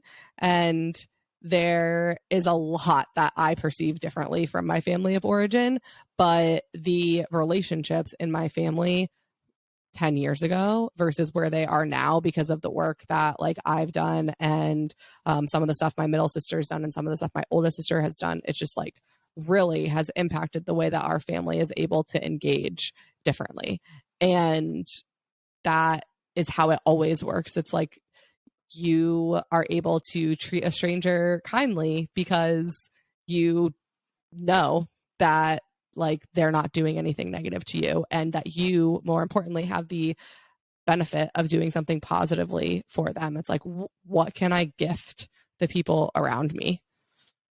And Yeah, that's beautiful. the other thing I was going to say about this ripple effect is that one of my ayahuasca ceremonies, my intention was initially to heal my sexual traumas, and I like didn't get it the first night or the second night. And finally I was like, what is going on? Because I said like I always get my intentions, and someone throughout the day said something like people leave energy hooks in us, and I was like, oh, like that's the thing. So I changed my intention that third night to be to remove any energy hooks that past people, like partners or friends, had stuck in me. And so I spent the entire like 6 hours, like I've never felt a cup hit me so fast, and I was still feeling the medicine after the ceremony. And I just spent all this time like going through picking out hooks, but I didn't just remove these energy hooks from people who inflicted sexual traumas on me or from friends who created hardship or whatever. I went in, I saw the person in front of me, I removed the hook from me, and then I returned it to them, and I did a loving kindness meditation on every single person that came up and was like, this is what I loved about you, this is what you taught me, like thank you so much. I'm separating our energies now so that I have more energy to do the work that I need to do, and I hope giving you your peace allows you to do the healing that you need to do. And by the way, this is the work that I do, so if you ever need anything, like come find me at 3D. And that ceremony, the impact that that ceremony had with me, that loving kindness meditation, then later I did it's the hardest journey I've ever. The entire journey was focused around my sexual trauma, and like now that it's totally cleared from my system. So that's a testament to plant medicine, but also just like the way that I processed it, like it led me to compassion. You know, it's like that second journey that I had was really deep in the depths of my trauma. The journey right after that, I was terrified because the one had been so hard. But that third journey, instead of making me feel like all of the pain and stuff all over again, the entire thing was about passion for myself and like releasing blame that I held on myself, but also compassion for sin perpetrated it. And like that's really where the healing is. You know, like we can fight all day and say you shouldn't do this, you shouldn't do that, you're wrong for doing that, how dare you harm these people. But when you come from the understanding that hurt people, you have compassion for the people that are creating this stuff. And the only reason people are causing harm is because they've never experienced love. So if you can bring that compassion in and that love in, now they can experience the frequency of that. And it's, I mean, there's no other way to do it other than magic, like the impact that that ripple effect and that compassion, that love has. It takes a lot of work to get there, you know? Oh, for sure. And what's really interesting about that is how switching that intention had such like a drastic change in your thing, right? And this is almost comes down to precision of words and articulating things appropriately, is that you can very quickly change like the outcome. It's almost like, and I see this with Akashic record readings, is like you need to have the right question in order to like unlock the right book. It's not like you can't like be like, oh, it's sort of kind of like this. It's like, no, like we need the exact wording or the most appropriate wording in order to unlock what you're looking for. And so it's interesting too how you kind of have this initial intention of what you're going to go into, and then someone mentions something, and you're like, oh, I need to shift my intention to that, and then you do it, and then it just opens up the entire world for you. Totally. I am really mindful when I talk to clients about words, like they say, I want to control this impulse, and that's not going to work. Control the impulse does not have the effect that you think it wants to have, because control is very tight energy. What about create a space for yourself to act differently? Or if someone says, I'm broken, and I try to get them to say I'm healed so that they can create that, but the drastic shift in words doesn't feel right because it feels like a lie. You can say I'm healing, or I'm working towards this thing, instead of I'm in this place, because every time you say I'm stuck in this place, I have intense anxiety, or I'm stuck in depression, or blah, blah, blah, you are just reinforcing that into your creation. Instead, say I'm learning to manage my anxiety, or I'm learning to have more energy, or I'm learning to express myself sexually in a healthy way, or whatever the thing is that you're trying to work on. Like, make it an active action that you're doing so that you can solidify that into your reality instead of the stuck verbiage. Well, even to expand on that to the next level, right, is this is something that I pay attention to a lot whenever I'm talking on my podcast, because it'll come up of like, oh, I had this, or I had that, or I'm working on this. And there's almost this level of like, once you're starting to hit that influx of like actually healing it, you still have like this terminology of like, oh, I am healing sexual trauma, let's say. But you don't want to be always healing sexual trauma. You want to have it healed.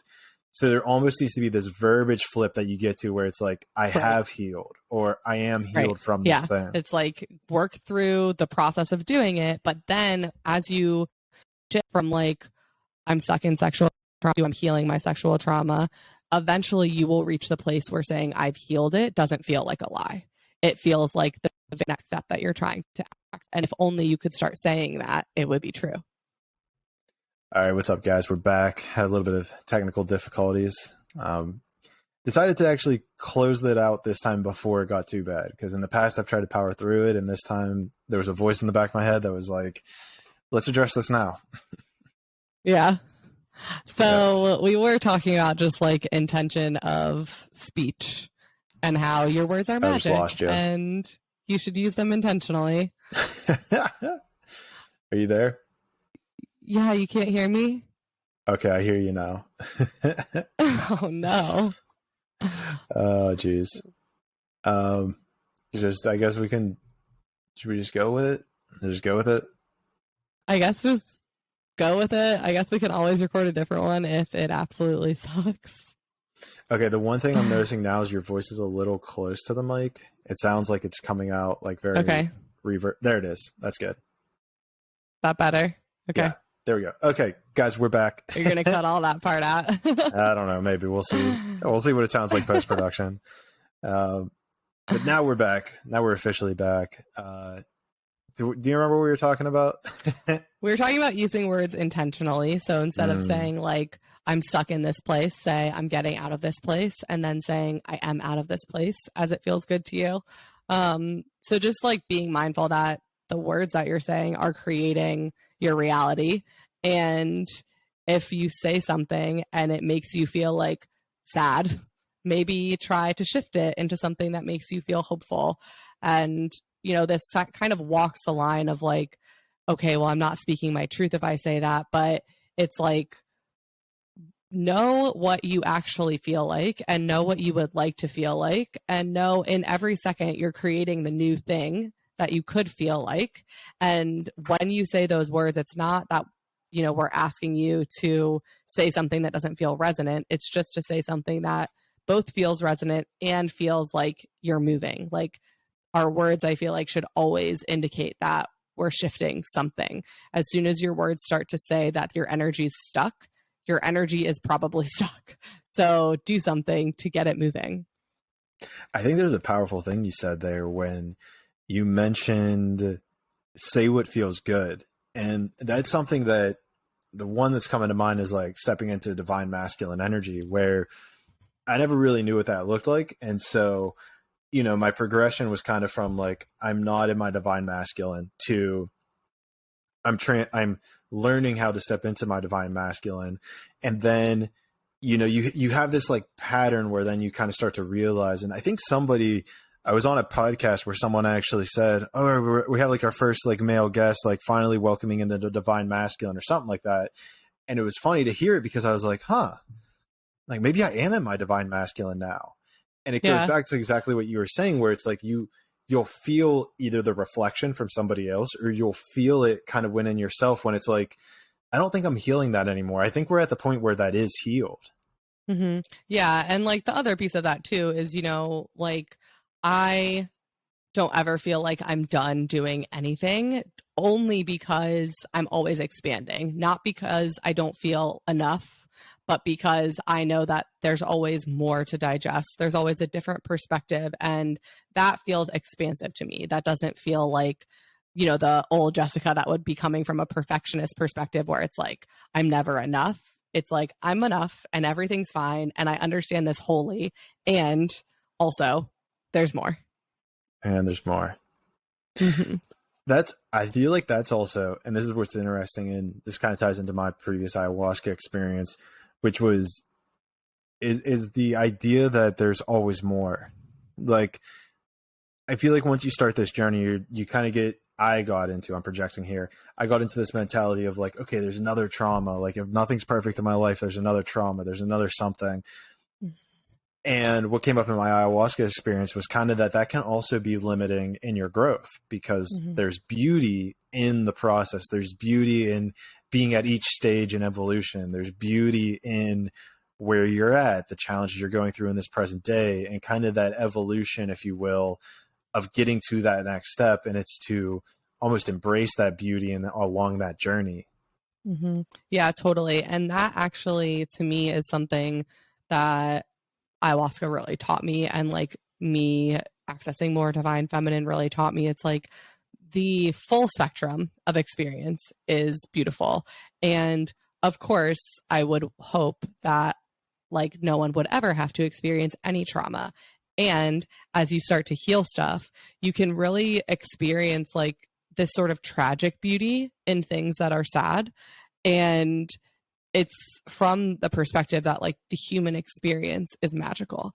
And if everything was perfect, we wouldn't be human. We would just be like in that ball of light in the sky experiencing God. And yet we chose to come to earth and have this human experience. And so my bad days in quotes, are only bad because I've assigned them that meaning. But if I can feel the depths of like what an honor it is that I have the capacity to feel sadness or anger or rage or grief or loneliness, like how beautiful that I am able to experience that thing, because it is only those things being the contrast to connection and joy and happiness and freedom that really makes that happy stuff so happy.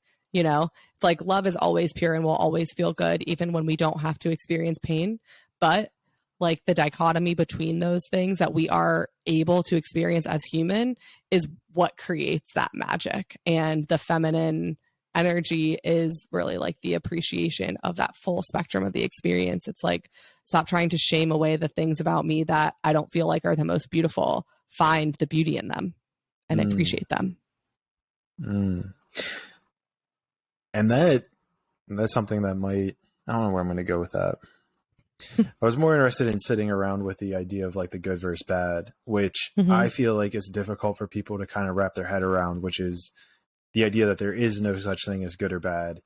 And I've kind of even realized that good and bad are attached to time. Like, is it good or is it bad that Jess is sitting on my podcast right now? Honest answer is I have no freaking idea. Maybe it's good, maybe it's bad. Only time will tell. Yeah. And it's that element of only time will tell where, I think in the, let's say, spirituality, consciousness community, we've gotten to a point where we all relatively agree that time's an illusion. Like the only thing that is real is now. Like the power of now exemplifies that to the nth degree. And so if good and bad are attached to the illusion of time, then good and bad are an illusion within themselves as well. Yeah. I mean, that is really associated with like attachment to outcome rather than attachment to experience. It's like, if I'm worried about how this podcast is going to impact our following or whatever you want to attach it to, like, then that is going to say this is a good or bad thing. But for me, where I am is like, this is a good thing. I'm enjoying recording this podcast, so it must be good. And if I can find the enjoyment in every experience, or at least the tragic beauty in the things that I'm not enjoying, then every situation is good for what I've reassigned my definition to it as, Well, right, because it all becomes a learning experience. Like even events that occur that you could label as bad. Say I walk up the stairs and break my leg or something crazy, right? It's like there's even this level of, well, if you learn something, then there could be something good about it. Maybe you learn that, I don't know, people will help you and you still get to that. I have no idea. It's almost impossible to say. But even, that person cutting you off, maybe it's a good thing. Maybe them cutting you off slowed you down by half a second, which would allow you to show up at your office half a second later, which allowed you to avoid getting into some tragic acts. I don't know. I'm just obviously hypothetical. Yeah, totally. But I mean, yeah, exactly that. It's like everything is happening exactly as it should. And slowing down to appreciate that is like kind of where it's at. Yeah. To just see that beauty, beautiful chaos. Right. And like, from the perspective I mentioned earlier that ayahuasca helped me heal my sexual traumas. And it's like, now for sexual intimacy, like, I'm so intentional and I'm so in my body. And when I'm not in my body, I stop and I have really good boundaries for myself and for other people. And it, like, maybe not everyone has to go through something like that to appreciate sexual intimacy that way. And for me, it's the thing that got me there. The healing of that trauma got me to that place. And so by no means do I want to say that you have to experience trauma to have good things. Like, that's not true either. But for my personal journey, the way that experience impacted my life had a huge impact on, like, the way that I expressed myself sexually afterwards in a traumatized space. It was the demise of my toxic relationship, which, great, because that relationship was toxic, and it also is the reason that, like, Zach and I are able to, like, connect so intentionally, because we've moved through, like, the trauma of that experience. But without that, like, maybe not. Maybe I would have always been experiencing sex as, good, bad, guilt, Catholic Church stuff, rather than having the expansiveness to explore it through my own healing process. I am 100% on board, and I say the same shit about my sexual trauma that we've discussed or helped uncover. Yeah. Is that I can now relate to people who have been through sexual trauma of some sort. It's like, now I get it, right? And so there's that level, I think, of, especially people who want to be healers. It's like, how are you able to heal a problem that you've never related to on your own accord? Like, how can you even just relate to somebody that you, like, if your goal is to heal people's sexual trauma, you're going to go to somebody who's healed the sexual trauma, not someone who has studied all the literature and read all the books and can tell you X, Y, and Z. It's like, nah, if someone's like, hey, I went through it and figured it out, I'm going to be like, okay, cool. You're my guy. Show me how. Yeah, exactly. Yeah, that's kind of my rift with, like, psychedelic healing becoming so westernized. I'm like, good, let's get these medicines to as many people as possible. And those doctors better be tripping. Like, if you have not had to navigate a plant medicine or psychedelic journey yourself, you are not going to be able to get someone out of a negative experience. And there's legality that's, like, the barrier to that. So, I'm sure that there's a lot of people who are guiding those research studies who haven't experienced stuff, but I'm really hoping that that's not the case, because I really feel like to serve this medicine, you have to have a relationship with it. And if you don't, you can certainly create certain pieces of it for others, but it's just not going to be as impactful as it could be if you had your own relationship. I'm totally on board with that. Real quick, as a technical thing, could you just back up just a small amount from Sorry. getting energized? No, it's cool. I love it. No apologies. I just know it'll be difficult to edit later. Yeah, Zach tells me the same thing. He's like, stop moving your head. You're good with moving your head. It just needs a little bit more space. Space. Just a little space. Just make some space, you know? Okay. Make some space with your mic. Yeah. But go ahead. On the topic of sexual traumas, I was wondering if I could provide some insight on the consent piece that you guys talked about last week. Well, I'm glad you brought it up because I was going to make a transition to that episode right now. So I think we're connected to the same consciousness or whatever. That's a good place to be. Yeah, we're on topic.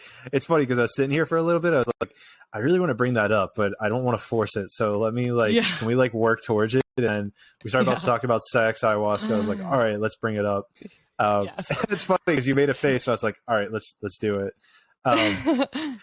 So to set it up, I released 046 with Alena, which we talked about nudity, what it would look like if it was if nudity was desexualized.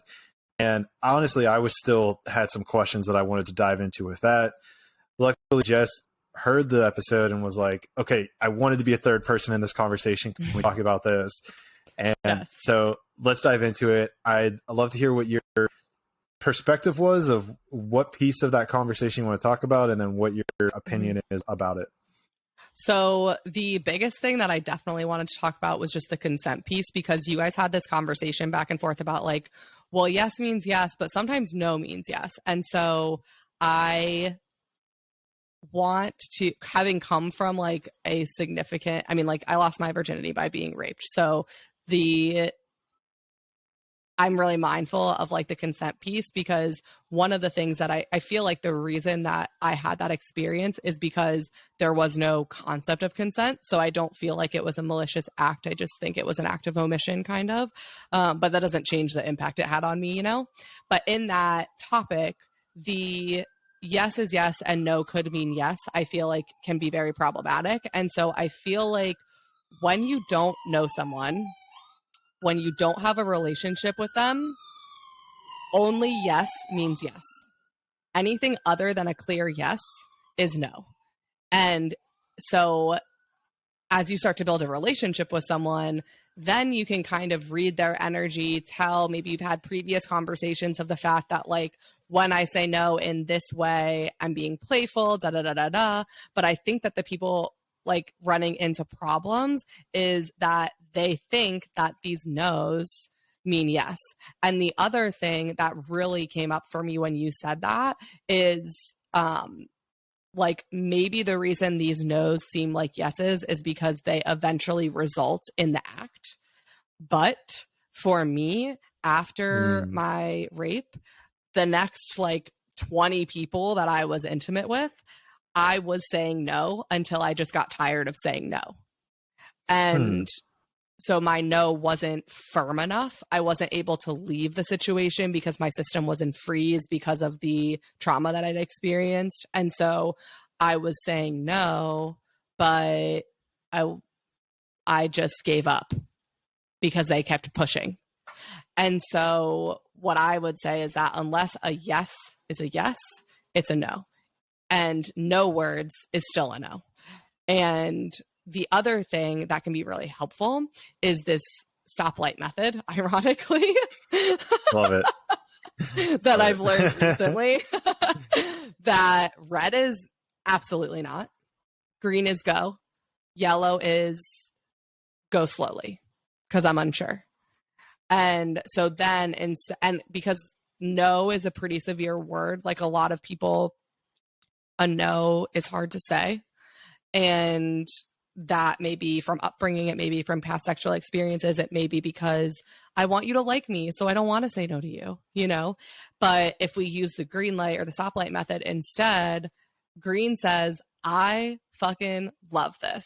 Keep doing what you're doing, gold star. Red is absolutely not.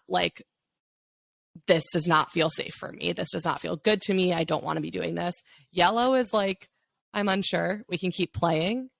And so the yellow kind of creates space for those no's that you were talking about, and how she was like, it's kind of playful, it's like, we can keep going. I kind of like this. I'm unsure, yellow. And then maybe I'll realize that I like it enough that it turns into a green. And maybe I realize that I absolutely hate it and it turns into a red. But the yellow creates the space for those no's that aren't really no's. So where my mind goes with it, and I think there's a very important distinction here between what you pointed out that was not discussed before, which was the difference between an established relationship and someone you haven't hooked up with. And this is also interesting because I have an interesting case study with regards to my own life that we can talk about if it comes up. But the one thing that you said at the end there was about the yellow light, where it's this idea of like, I don't know, maybe. My interpretation, the way that I have seen it, is that it's more of the feminine, and maybe it's not divine femininity, but the feminine aspect of like kind of going with the flow, like, yeah, what you're doing is turning me on, but like we're in the middle of public right now, so we're not just going to get naked and fuck. It's like if we keep, it's more of like not right now kind of thing, I guess. And so this is also a very interesting point to bring up, because it's like this, kind of foreplay almost. It's this foreplay of like, oh no, like you're being bad, kind of mischievous, feminine like energy, which is what it comes across to me. And it's interesting because it turns me on in certain situations, of course, but that feminine playing of like, oh no, like, and then I think there's also an element of this conversation of like how much of that is actually healthy. Because like you're saying, where it's this level of, I get that there's a hard no, which I think we're putting out the conversation for right this second. But then the like, I want to play hard to get, Miss Little, like mischievous almost, like a little bit like in that feminine chaos of just like not knowing energy. Where is that actually a healthy dynamic to pursue of becoming intimate with that person? That makes sense? Yeah. And I mean, this is the whole problem with consent. It's like people are getting intimate before they've had conversations about what they're okay with. And not that you shouldn't, like I'm not here to judge anyone's like sexual intimacy, but the way to know if you're correct about someone's yes, no's, and maybes is by having conversations with them about how do you feel about public play? Do you feel like, tell me what your absolute no's are so that I don't ever cross that boundary. Tell me what your maybes are. Tell me what your situationships are. And if you haven't had an explicit conversation about those things, you do not know the answer to them. The first time you smack someone across the face should not be in sex before you've had the conversation. Like, that's not chill, And if you've had the conversation of like, no, I'm into like rough play, or actually I like surprises. Okay, great. You like surprises. Cool. That's different. But there is just so much assumption. And because people aren't educated on like trauma responses, like after my like sexual traumas or whatever, I had someone say to me, well, if that happened to you, I would think that you wouldn't have wanted to have sex with anyone ever again. And I was like, how fucking dare you tell me how I should respond to a trauma? Like, what I wanted was someone to love me because that person didn't. And so I also thought I was ruined because of Catholic Church stuff. So I was like, I'm ruined. Whoever wants me can have me. And also hopefully one of you likes me. And so I couldn't say no because I was like just praying that someone would give me validation that I was seeking. And not that that's anyone else's responsibility, but like that was my capacity at the time. And that is really why doing your own work is important, because if you've done your own work and you know what your boundaries are and you know what sexual intimacy looks like for you, and you have the capacity to say no when someone does something you don't want, whether it's in work, in family, in friendships, or in sex and those types of relationships, then you will be able to tell when someone's no is a no. And if you have not done that work, then you're going to be making assumptions about other people's stuff that you couldn't possibly know because you have never done the work yourself. Yeah, there's a lot to unpack there. I think the main thing that I think I'm going to try to hit on here is like the importance of that conversation. And it's interesting too, because it touches on the spiritual politics and about Roe v. Wade that I was kind of discussing. Mm-hmm. And an element of that conversation is the energy of sex. Like when you have sex with someone, especially if you hit this point of like where we're at in our spiritual development, the amount of connection that occurs between those two people is insane because you're so in tune to that energy. I mean, I'm sure it happens to the average person. It happened to you with all the, you had to go through the ayahuasca, the whole story that you had obviously had its energetic imprint on you as well. Mm-hmm.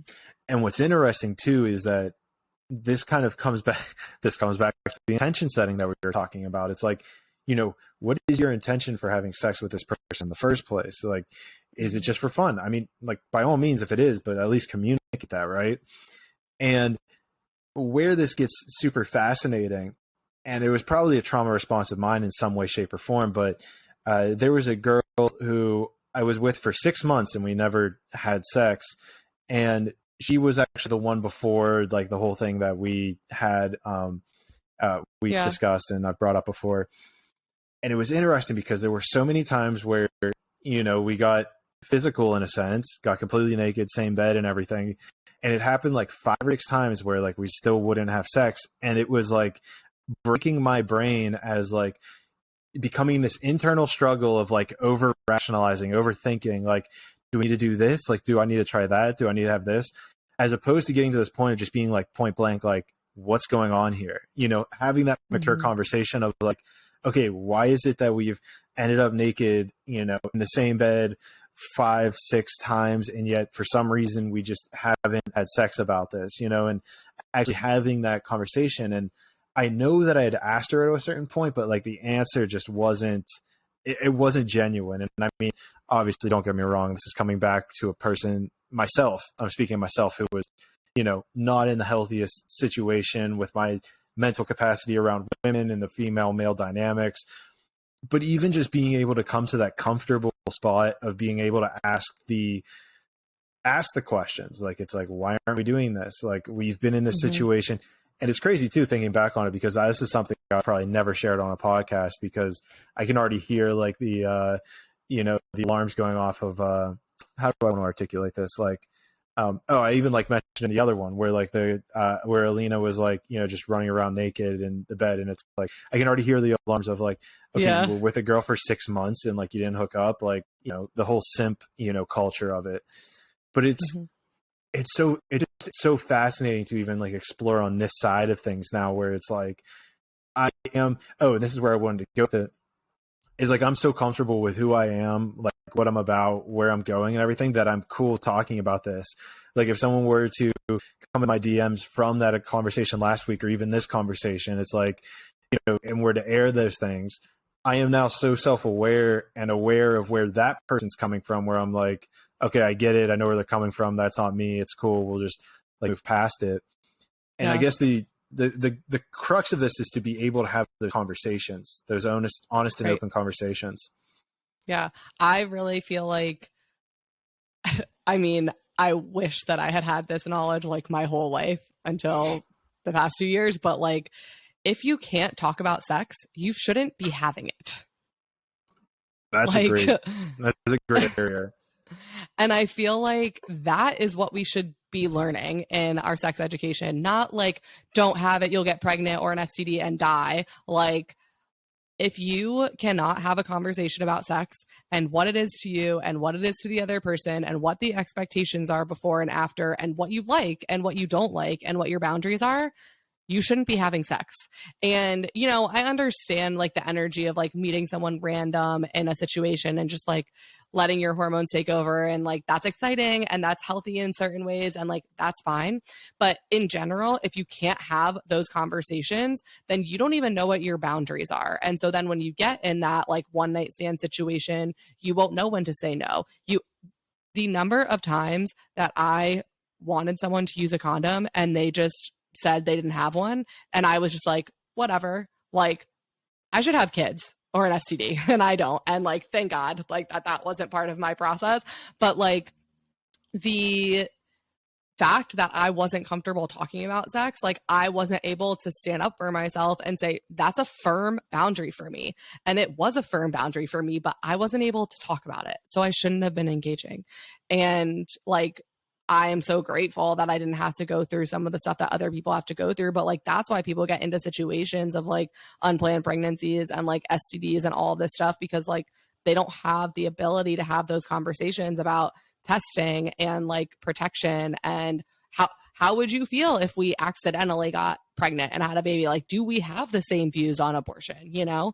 And like I just feel like hopefully the education is shifting. And I think as our generation starts to become parents, you know, we'll be having way different conversations with our kids regarding sexual intimacy and stuff. So that will shift. But yeah, if you can't talk about it, you shouldn't be having it. I think that's a super powerful, you know, point on so many different lines of the spectrum, you know, even from the abortion, like, and this goes back to the intention setting. Like if we can have a conversation before we have sex, it's like, I guarantee you, I could bet that almost 100% of people are not setting the intention that we're going to have sex so that we can have an abortion. Right. Like, I don't think anyone's doing that. But so if we can articulate that beforehand, I bet the number of abortions would drop dramatically just in the first place if people were able to even have that conversation. And I think there is a beautiful outlet to this because of exactly what you're saying. And honestly, my ability to talk about sex and all this stuff with my parents has evolved tremendously just from having my podcast, because now it's like this like opens the door for them. And then when they have questions, they like come to me from the podcast.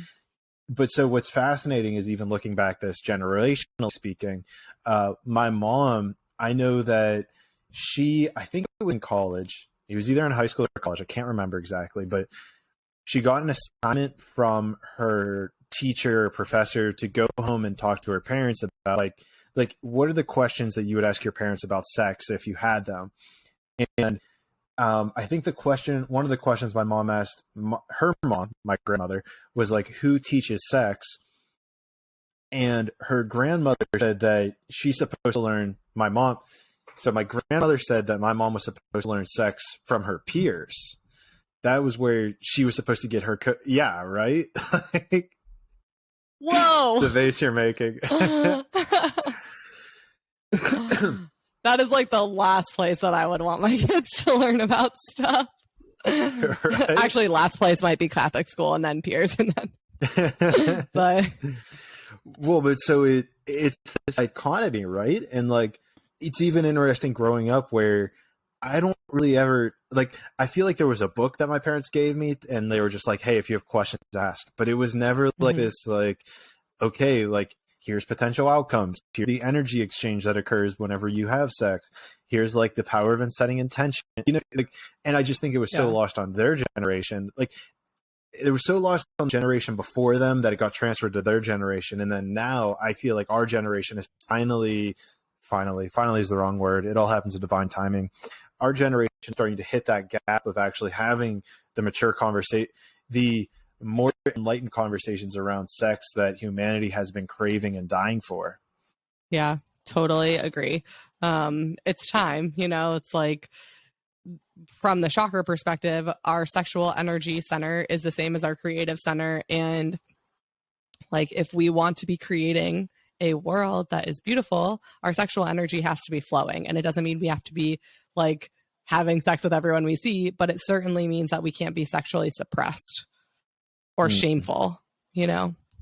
Right. And that was a lot of damage, of course, that, I mean, it sounds like even in your story that, you know, it's wild. I mean, especially even with the idea of sexual trauma of any regards, whether it's, you know, the whole spectrum of it, which is interesting because the girl in my story, I think there was a piece of sexual trauma that I don't even think it happened to her. It actually happened to a friend of hers, but then she almost like transposed it as her own traumas. I don't know. It was an interesting story. I don't want to give too much of it, I guess, even though it's somebody nobody knows, but it's just really fascinating. Yeah, I mean, and that's kind of just a testament to you can't predict how anyone's going to respond to traumas, like someone might be totally fine about an experience that happens to them, but their friend might be like, I can't believe that happened to you. Like, that's awful, and now she's absorbing it as her favorite person in the world had this horrible thing to happen to them. And it's just all about, in this trauma training that I do, something they talk about is trauma is not the event. It's the way that the event gets stored in the nervous system. It's the nervous system's response to it. It's the nervous system's inability to fully express during that experience. And so the exact same event might impact 10 people completely differently, simply based on the state of their nervous system at the time that it happened, and like the stuff that they've been through before that, and how sensitive they are, and their capacity for resilience.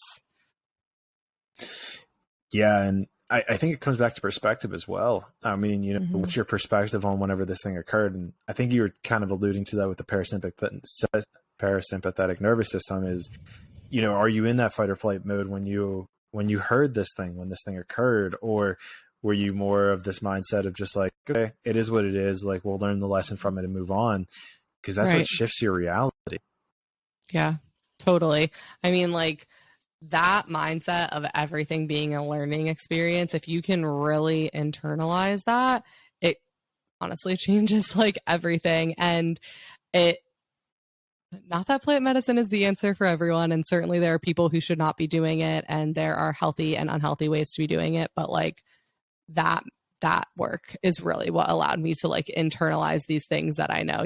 Like, I know that I can learn something from every situation, but until I experientially start doing it, it doesn't stick. I know that I have the ability to choose to be happy, but until I have the experiences that allow every cell in my body to know that, it doesn't stick. And like, that's the difference between the, two different approaches. It's like plant medicine is experiential. It doesn't just tell your mind, it tells your body, it tells your nervous system, it tells your entire energy field, like how to make these shifts so that 100% of you is coming with you on the journey instead of just your brain. Right.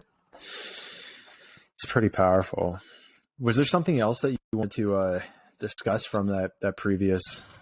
I'm trying to think of what it was. I think that this is like not something that needs to be discussed for a long period of time, but I thought your guys' conversation about like desexualizing nudity was really interesting. And I was just reflecting as I was listening to that on the fact that like, I don't think that Adam and Eve were like, I don't believe in the creation story, like I'm an evolutionary being. But if it were, that story says that shame and original sin is what made us have to wear clothing, essentially. So it seems that the closer to God we get, the more naked we should be, and like the less ashamed we should be of our bodies, which is kind of ironic because that's not really like what the religious paradigm says, like religions, a bunch of different religions will be like, cover up, like that's for you, that's for your partner, that's for the bedroom, like cover yourself up. And it's because I think a lot of like what you were talking about with just like, I want to feel like this is mine. Like it's less special to me, or I'm less special for having something that everyone else gets to have. But like, if we're all naked around each other, then that comparison game is lost. Well, exactly. And it's interesting because like we kind of started this off with the ayahuasca. You were asking me about the integration and how that's going. And this was actually something that kind of tied into actually yesterday, where what's interesting about ayahuasca, and is people don't know this, is that it almost starts working from the time you decide to do it until like a couple months after the fact. So it's although you only ingest it at one moment in time, it's only like a 6-month process. So whenever I decided to sign up, a part of my intention, I had quite a few intentions, but one of them was to become, I guess, kind of like more okay with my body, but I wanted to become muscular. I wanted to have, be shredded, large muscles. And an element of that was like, but I don't want it to do it for vanity. I wanted to do it to help people, And so where this kind of transposed into was, your video cut out, but are you still hearing me? Your video also cut out, but yeah, I'm hearing you. All right, cool. We'll just keep powering through it. And so what actually ended up happening is I got exposed in Costa Rica, like we heard in that previous interview, was like to the nudity that kind of occurred. And I found it fascinating was because I had this propensity against it. And then in my ceremony, nothing really came up. What was really powerful was happened yesterday. And now yesterday I went to jiu-jitsu for the first time in like a month. And, you know, an element of that is after jiu-jitsu, I jump in the shower, get a shower. But it was funny because once I got into the shower, I realized that I didn't put any effort or care into whether or not I had myself covered beforehand. And it was really quite fascinating because I realized once I got in there that it like released this, let's call it lower vibrational energy of being worried or afraid of other people seeing me naked, which I think introspectively showed me that I am now even more comfortable in my skin as I am, showing myself more love unconditionally to just this body that is Clayton. Mm-hmm. Yeah. Yeah. I love that. It's like, you know, a lot of shifts that we make, we're mindful of, you know, it's like, I'm going to actively do this thing. But then when you have something happen, you're just like, oh, this is my new default. Like, that's when you know that like a shift has really happened. It's like, wow, like I'm comfortable in my body. Weird. I had an ayahuasca experience one time. That weekend that I like identify as the weekend that I healed my eating disorder. The ceremony before that, I had this memory come up that I realized it was the memory where I like started dissociating from my legs, which is like the crux of what my eating disorder revolved around. And I was walking down the steps the next morning telling someone about my experience. And I was literally like, is this what it feels like to walk? Like I've never felt my legs before. And like, that's the experiential shift. It's like, whoa, like I couldn't have actively had this experience because it's all about like it naturally occurring and then you realizing it and you're like, I just walked around naked without caring. Like good job. Yeah. And it's like, wait. And it's funny, you don't realize it until after it's occurred. So it's like after that happened, I was like, oh shit. It's also funny because I'm remembering after our first plant medicine ceremony, you were like, oh, how are you feeling? And I was like, I don't know, my legs feel like really small and light. And you're like, oh yeah, we store stuff down there. I'm like, oh yeah, cool. Glad that's good. Yeah. Glad that's normal. That was also another interesting physical thing was that after my, I think, second ayahuasca, I like stood up and I like kind of looked around. I was like, this is really weird. And they were like, what? I was like, I feel like I'm a lot taller than whenever I like laid down. And I don't remember exactly what like the shaman said about it. There wasn't really much, but just like it's reminding me now that there's like these little things that occur. It's like, okay, you're more embodying yourself. You're standing up taller. You're walking around naked and not giving a shit who sees you.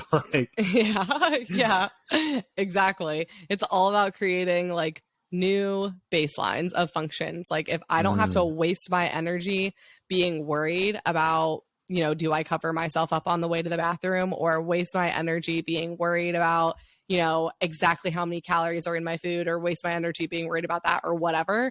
I have so much more to put into the stuff I actually want to create because I don't have to just like be drained in those other ways anymore. And that's like where the new foundation comes from. I love that. New baselines. Because that's even where I guess I'm trying to get to myself is where it's like, I don't want to have to force myself. And maybe this is a little bit more of like an idealistic approach, but like, I don't want to have to force myself to lift every single day. I don't want to have to force myself to eat healthy. I just want that to be a natural program that just happens and occurs. And so I can look and feel great. And so it's, you know, anytime I kind of hit those, like those walls, let's call them, of like, I don't want to have to force myself to do this. Normally I'll stop because I'll be like, okay, if you're forcing yourself to do something, then you're not taking in the highest vibration that you possibly can into doing it. So, you know, that's something that I'm trying to like figure out more. And that was kind of a part of that intention of, you know, with being more muscular. And I guess it's manifested as me being cool, walking around naked more, which is, I guess it's cool. Great. Closer to God.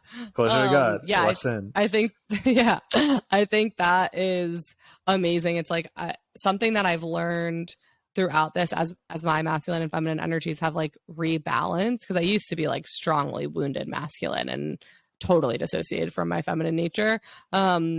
But now that they're more balanced, it's like I love that you said wounded masculine, by the way. I love it. yeah. I clocked that on your podcast, but that's usually how I refer to it too. And Okay. you guys were talking about how the for the wounded feminine, like it might express as I forget the one end of the spectrum, but the other end of the spectrum is just being like totally chaotic all the time and like controlled. I think rebalancing that. Controlled and chaotic feminine. Is that it? Maybe, yeah. So I use wounded masculine and wounded feminine. And under that, like wounded feminine nature, they're the victim and the martyr are often put in that space. And so like poor me, but also my worth comes from doing all this stuff for other people all the time. Those are two things that get put in the wounded feminine. And anyway, as my stuff has become more balanced, I've realized that anytime I meet resistance in something, it's because it's not serving me anymore.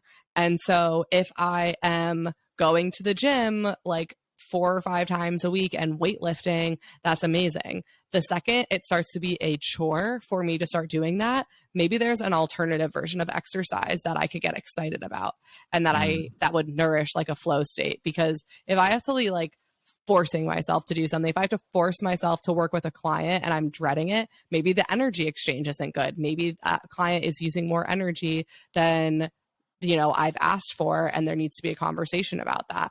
If I have to force myself to hang out with this friend, maybe that friendship isn't nourishing me in the way that it once did, or maybe there's just a blockage and there needs to be a conversation to clear something. But like when we meet resistance, we don't have to push through it. And that really to me is like kind of the wounded masculine nature as well. It's like, I have to accomplish all of these tasks. Do. If I don't do all of these tasks perfectly, I'm unworthy.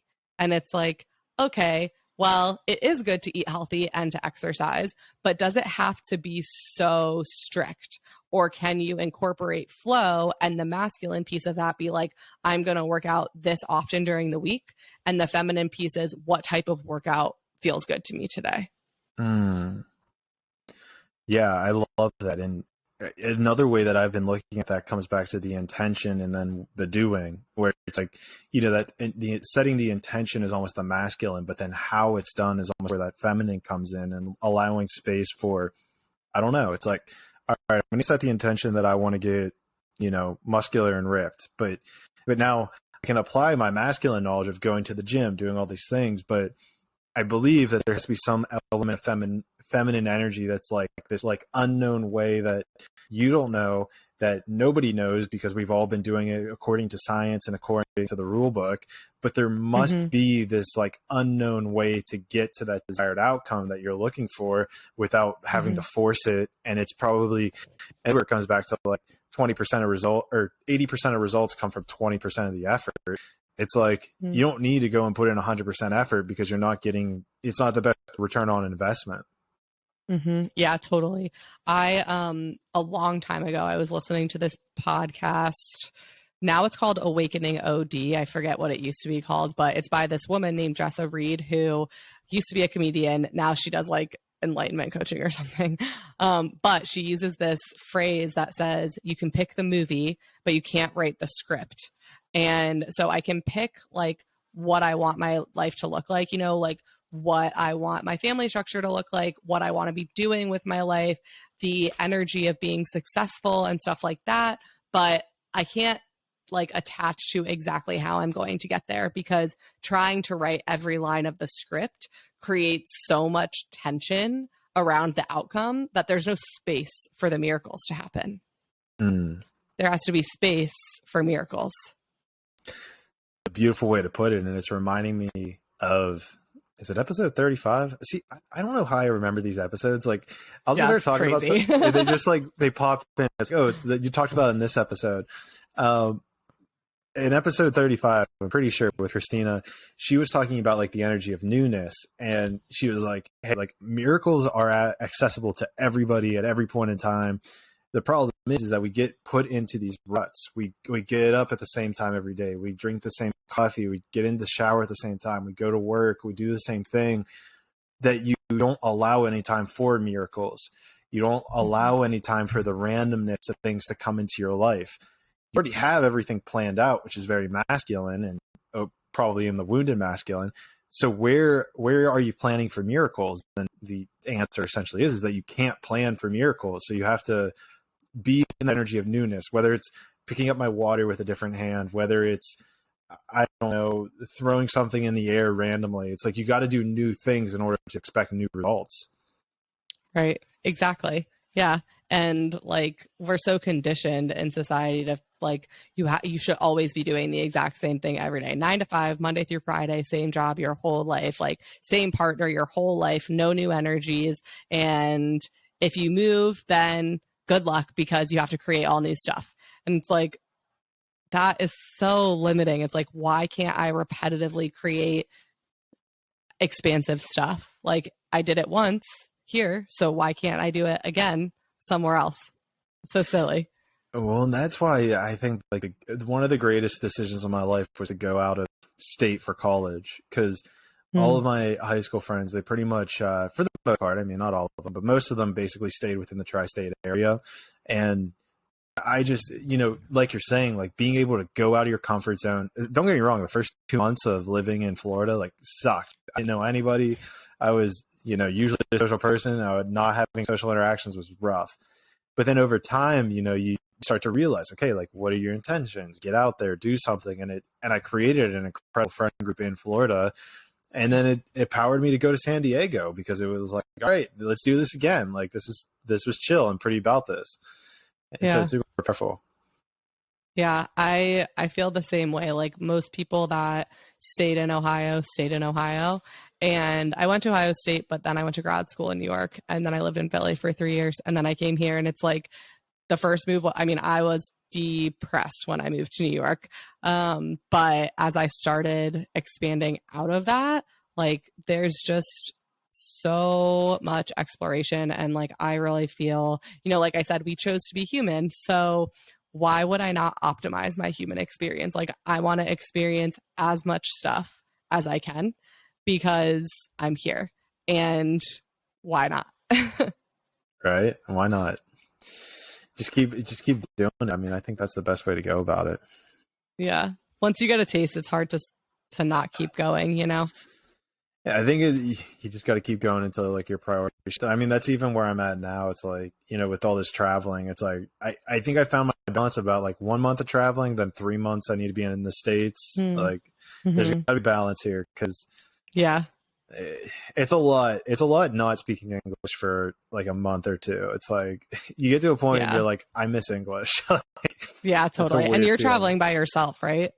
You're traveling by yourself. The first half I was with a group, but then the second half, I traveled was by myself. But another thing is like you're by yourself. You're out there on a limb. Like you don't know what's going on. Talk about embracing the unknown. Yeah, totally.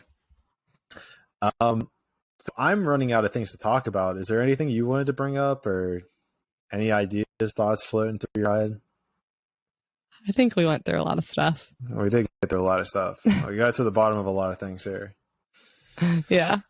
All right, cool. Well, JR, this is sick. I always leave this time if you want to, floor is yours. If you want to plug anything, you want to encourage people to do anything, I'll get your links. We'll throw them down below. So, the floor is yours. Cool. Okay. So just as a wrap up, I do coaching with people. I do trauma work with people, and I do plant medicine stuff. And then my partner and I have recently started some relationship things. And so you can find us on Instagram and TikTok at sacred_ships. And then our podcast is on Spotify, and it's also Sacred Ships. No underscore though. And if you have any questions, DM me on Instagram, and we'll link that trauma and somatics course. I'll send you the link for it because if anyone's interested or already like a care provider, it's a phenomenal course to take just for trauma and somatics, and just tell them I referred you. I mean, it seems like something that'd be good even if you're not in that, just for your personal awareness. Yeah, definitely. So cool. Well, JR, thank you so much for being here. Appreciate it. It's awesome to reconnect with you. We'll have to do it again in the near future. Yeah. Yeah, definitely. I'm going to be out to San Diego soon. I haven't picked a date yet, but soon. Sooner than later. Okay, yeah. Yeah, let me know for sure. We'll meet up. Absolutely. Well, Also, I just wanted to say that I'm really proud of you because like it was that ceremony that we did where you were just like, I got to quit my job. And it's terrifying to do stuff like that, especially when you're like just leaving something and you don't know where you're going. So it's really cool to be on this podcast and just like see your following on TikTok and like the success that you're building. Like it just warms my soul so much. it's crazy, right? And thank you, thanks for being that open free space that could help me get here. Yeah. Yeah, it's been a wild ride to say the least, and it's interesting too because it comes back to our knowing thing. Because like I kind of always knew, like if you would ask my parents, like for the last year and a half, I was saying that I needed to quit my job. But there's something about it, man, that just gives you that extra little boost of confidence and trust in that knowing. Yep, 100%. Yeah, so hit me up for plant medicine questions. Not that we're encouraging it, but I can help you find people to help you do it safely. Yeah. It's not for everyone. You don't have to do it. The answers are out there. But if you are interested, JR's a good person to get to. So guys, if you stuck around, thank you so much for being here. Check out all of Jess's links below. Check out my links below. Go follow, go share, especially share. Honestly, that's probably the most important thing out of this. If something resonated with you, if you thought of somebody while listening to this podcast, send them the podcast, because I think that's honestly the best way to help people and to spread value the best way possible. Yeah, for sure. Other than that, Conscious Monkeys, I will see you all in the 6th dimension.